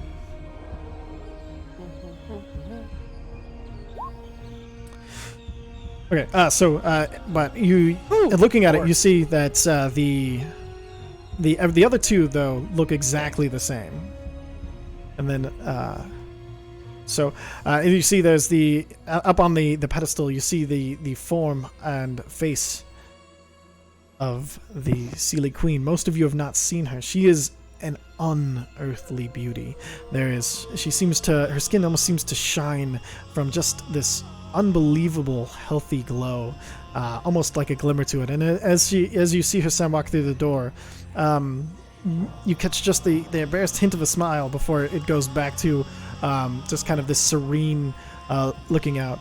Let me see if I can find the picture here. So you guys will see now in your notes under the Feywild the portrait for Titania, so you can kind of get an idea what she looks like. Next to her, you see the form standing and not being able. There's no seat for him at all. You see the form of Oberon standing, waiting by her side. You see there are a variation of elves standing in front of them, and you see the speaker is this halfling, but he has completely green skin with a black hat on and he's looking. And as he wakes in, as Sam walks in, and makes this. Bold claim, and he's like, well, that's a hard thing to have a court of fools, because only a fool would follow you, and that's why they're That's here. it. That's what he's got. That was him. Oh, that's it. That's seriously it. Alright. Okay. Cool. And then there are a few other forms in the room. You see there is this large Ent form, but he seems to be planted on some sort of giant floating crystal on the left-hand side of the room. On the right-hand side of the room, there's this pure white-looking Pegasus, but instead of, as you look at it, it's not. It's this glimmer of almost every color as it moves, almost like a mother of pearl over the top. And the eyes have just like this small magical fire coming from them at all times. And the fire itself, it starts out gold and then rainbows out as it gets to the tips that go upwards, forming almost a halo around its face. And that's where we're going to go ahead and stop for tonight. All right, so I hope you guys all enjoyed the stream. We are going to be doing back every Tuesday with this. Sorry we were a little late today. It was my mother-in-law's birthday, so we were wishing her a happy one. And it takes people forever to do anything, so but we got back here. We got it. And motherfucking party time, I guess. 'Cause everybody loves a fucking party. All right, here we go. Type. There were a party. There we go. Alright, so this episode, as always, is brought to you by the DM Emporium, DMEmporium.com. Check us out, we've got everything you could possibly need for your tabletop experiences. We've got dice, shirts, dice towers, miniatures, flock. And if you know what the flock is, you know what the flock's going on. All sorts of good fun things that you can use to just kind of get a little bit more into it. Other than that, tomorrow I will be on... I can't do this, hold on. I'll do announcements, then I'll do party. I'm so sorry, I gotta be focused for this one. Tomorrow, I'm going to be part of Session 0 for Featherfall Tabletop's Wildmount game, where I will be starting out as a character who is a Fire Ganassi Echo Knight, who is an ex-Zelezo, who's tired to seeing the upper crust take so much, and he's trying to learn how to find the power to change that. Right now, he is taking up a position as a bodyguard for the wizard Quince Curio. We are starting out at level 5. It should be pretty awesome as we dive into it. Really good group of people, but we're actually going to be broadcasting Session 0, so if you want to see kind of where the characters are starting out and kind of be a part of it, it's going to be a great time. Also, Thursdays, if you're currently, have that itch for some Critical Role, I'm also doing a game with over on Friends Who Roll Dice Twitch channel. It's going to be, it's called The Mind and the Martyr. I play a Zwerfneblin Artificer, who is a wreck all the time right now because character growth is an important thing in D&D, and starting out weak is more fun. We just hit level 2 last session, so that should be quite fun to watch. Other than that, yeah, DM Emporium also going to be sponsoring both those shows, so if you stop in, there's going to be discount codes on each of those. We have our first sponsored streamer in Molly Canhaz, so you'll catch her in the chat and everywhere. She's an amazing streamer playing Alien Isolation right now, which is just one of the greatest times ever because she has buttons where you can make loud, scary noises and scare the shit out of her. If you successfully do it, there's things that you can make her pay a penance. Like, you can be nice to her, have her just drink up some water, you can be mean to her, make a dab of hot sauce, all sorts of fun shit. So check her out at Molly Canhaz. Her Twitch channel, and so she has her own discount code, which you can only find out if you go there. All right, so with that, any last thoughts for the people? Do you guys have anything? Happy Cinco de Mayo. Happy Cinco de Mayo. Taco Tuesday. Feliz Cinco de Mayo. Excellent. And then, so with that, we're going to go ahead and try to find somebody to raid. Does anybody have any suggestions? Oh, Lord have mercy. I don't know anyone who's on right now. Okay, let me take a look. You want like D&D focused or? If you can find it. I know that's not necessarily. You know what? I don't see any D&D going on really right now that I'd. Raid I'm Custa? following.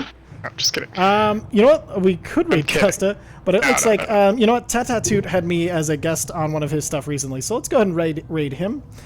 So I will go ahead and raid T-A-T-A. Wait. T00T. Okay, good. All right, and then That seems like actual networking. we will go ahead and Pop party time. One So, second. thank you all. Oh, 1 second. I'll be right back. go ahead. There you go. Now we have a raid command. All right. Okay. So copy You'll and need your paste. own thumbs. Just say hitching a ride, and then any emotes you want would be excellent. So that way, they can feel the love. Other than that, It's a raid party. Let's Be go. right back screen. I was on to be right back. Motherfucker. all right. you so, can't make this live television. live And television. You probably Fuck won't it, be gone we'll for do it very live. long, but Okay. So while we wait for him to come back, let me know when he is back. Do you guys have any? I know I kind of had to yada some of the stuff at the end. If you guys think of any questions, go ahead and send them to me. Like always, I'll always answer most things. What did you guys think of Did the city leave an impression on you at all, or was it just kind of more of the? It's nature. I got to fly with some fucking Pegasi. It's so cool, Yeah. right? Oh man, I was super like. I was just doing research on the Feywild is fucking fascinating if you guys ever get a chance, because I've been trying to make mine kind of influenced by the Irish myths, the Celtic myths, I should say. most of the things that'll kind of weave into it. The past editions and versions of the Feywild, crazy shit in D&D. Like, it's actually evolved so much since its first iteration. It's evolved so much even since 4th edition, where they've added and kind of removed all these different sort of things concerning the lore and like what actually happens and kind of the relationships and backstories between people. And so I'm hoping to give you guys, like, while this is a Feywild experience, it's definitely not going to be definitive. That's the signal from Molly, I believe, correct? Hold up. Holding up, never mind. All right, so, but there's one fascinating thing that I was really surprised you guys did really well with just mining the Ki-rin for information and stuff, because the Ki-rin has just been such a fun, crazy, powerful character to play.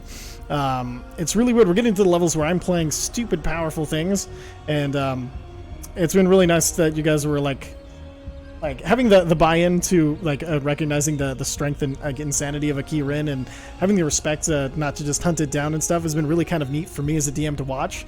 So I really kind of super appreciate you guys' buy-in as far as that goes. You think we are a bunch of assholes?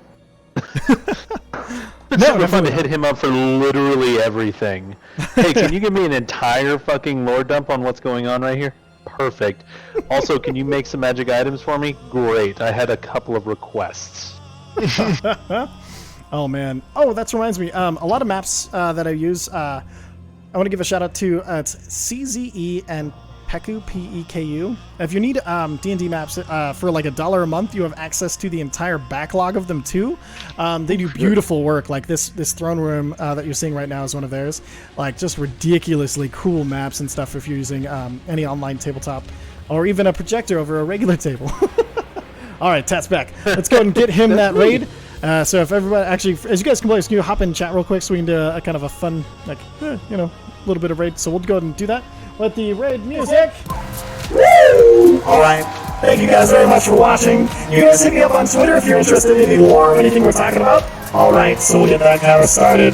It is raid in 10, 9, 8, 7, 6, 5, 4, 3, 2, 1. Raid, motherfuckers!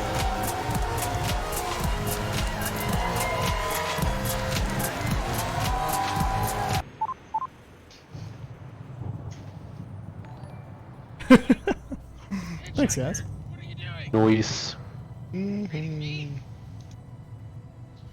Hitching a ride, gotta catch a ride. What's up, Hitch? How are you? Hi there, you guys. I'm Tatitude, or Sean, or Hey, Ty. if you prefer to call me. Hey, are you and Meredith playing in person on Friday? Yes, yeah, we're definitely gonna make it down for this, barring. Time D&D. Time we After just a fucking hit. rapped like a rap battle? Yep, and my emo got approved, and Molly Sorry. got approved too, man. That's funny.